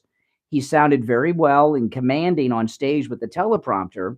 But when he was backstage with the staff and no teleprompter, he was not very articulate. And he was being told what to do at every moment by the staff. They were bossing him around, kind of like the Easter Bunny with Biden that one time, that he's not in command, that what we're seeing on stage is a spokesmodel. And boy, oh boy, I might reach out to her. She might have some stories to tell. You want to take some call? I think this is amazing. And it's not nonsense. It's amazing. if you had a clip of What are you going to get, a confession? if you had a clip of DeSantis sounding that way, that's one thing. This is a cheap shot. No, I think it's her I think it's her observation. I think it's her experience. And she's on Real America Voice, which is very credible. That's where Bannon works. All right, let's take some calls, Steve. You're on the air. What's your name? Where are you calling from? James in Claremont. I disagree with you. Never disagree with you, James. You said James Bond has a license? Oh my goodness. Yeah, yes, a license to take good callers. Yes. Watch this. Hello, you're on the air. Yeah, this is Jay from Jersey. Hey, Jay. Hey, I'm just curious to the fact that DeSantis, you're talking about him at the moment. I ain't gonna go into what you talked about at first right now. The problem I have, in fact, is just like you were for DeSantis, cheer, DeSantis, he's the best thing that Florida yes. had. How could he possibly have been the best thing that Florida ever had until he turned against the nut? How come you thought he was I'm sorry, I don't understand the reference. Until he turned against who? nut? I don't know who that is. You know who the nut is. No, I don't. You make Mega, a mega nut. MAGA. I like mega nuts. I don't like MAGA nuts. You're a mega nut. Oh, mega. I don't know who you're talking about. I don't know. Stop that. Say the name of the person that he turned against. So I don't know. You said a nut, and I don't know who you could be referencing. Steve thinks you're referencing yourself. You're a nut, so I'm not talking about you. I'm talking about number 45, the Trump nut. You know? The Trump. I don't know who the Trump nut is. And I guess I'm not gonna get nowhere with this. You know, I'm not gonna get an answer. I don't know who you're talking about. I don't know who you're talking about. I just told you. So what's your question? I just asked, how come y'all were rah-rah DeSantis, he's the best thing for Florida that's ever happened. Now that he's turned against the Trump nut, now he's a piece of crap. I'm trying to figure that part out. Well, first off, we wouldn't. Yeah. No, let Steve answer because you're stupid. Excuse me, Steve. Let me just thank you for the nice comment. You're welcome. Let me answer your question. Ron DeSantis was chosen as governor of the state. He's done a credible job. He's done well, but he's in over his head going against Donald Trump, and he's been disappointing to those of us who had great hopes for DeSantis, and he turned out to be just another politician. What's your next question? No, that wasn't an answer. That doesn't make any sense. Because if he was good for Florida, how come he couldn't be run against Trump? What makes Trump so much better that makes DeSantis but y'all won't vote for him no more, none of that. Why? You thought he's the next thing since sliced bread. Why? That's the Here is, my friend, is because you live and you learn. So at least some of us do, those who are educatable. And then as you see more of a person, your view of them expands. And he was lying to us. And he doesn't Okay, have let me it. ask you a question. He doesn't Trump is have lying it. to you. No. He doesn't trip toe. One is a lie that he paid his taxes. Two is a lie that he do it. Oh, wait a minute, Steve. Steve, we're about to break news. He says Trump didn't pay taxes. We're going to break that story. Well, maybe he'll call back tomorrow with that. Now, I want to tell everyone, if you're on hold, stand by. I want to tell everyone about this incredible tour on the Rocky Mountaineer train through the great and beautiful Canadian Rockies, August 15th through the 20th. This is amazing. You know, the Rocky Mountaineer train is a bi-level train. The top has a glass dome. So as you're traveling through beautiful Canada, you've got this great view out on the second floor of the train with that incredible glass dome. And of course, everything's top shelf, not just the drinks, but the gourmet food you're going to have on the way. To learn all about the trip, go to briantrain.com. When you go to briantrain.com, request a brochure. The Rocky Mountaineer train is the only passenger rail service running on this historic rail route connecting all of Canada from east to west. And by the way, the train's final destination out west is Vancouver. And the host of this trip have won awards for their hosting, okay? That not only will they entertain you, they are going to share with you along the way great stories about the landmarks, the area that you're visiting, and the wildlife you'll see along the way. So go to briantrain.com and request a brochure. That's briantrain.com. And when you request that brochure, it'll give you all the details of this incredible trip on the Rocky Mountaineer train through the great Canadian Rockies. One last thing. August, this is the best time of year for this trip because here in the United States, it's going to be hot and humid all over our great land. In Canada, the temperature is going to be perfect and cool. So it's the perfect time of year to take that trip. So go to briantrain.com and request that brochure. Oh, man, I tell you, that Trump derangement syndrome is pretty deep in these people, Steve. Yeah. He is a good caller. I enjoy his calls, too. He's one of the ones, you know why he's upset today? Because I put him in that position where he had to agree that Trump did a great thing, saving the lives of 32,000 unborn children. You know, that really, when he had to agree that Donald Trump did a great thing. Oh, yeah. You know, he had an outbreak. His Trump derangement syndrome just immediately just elevated in its severity.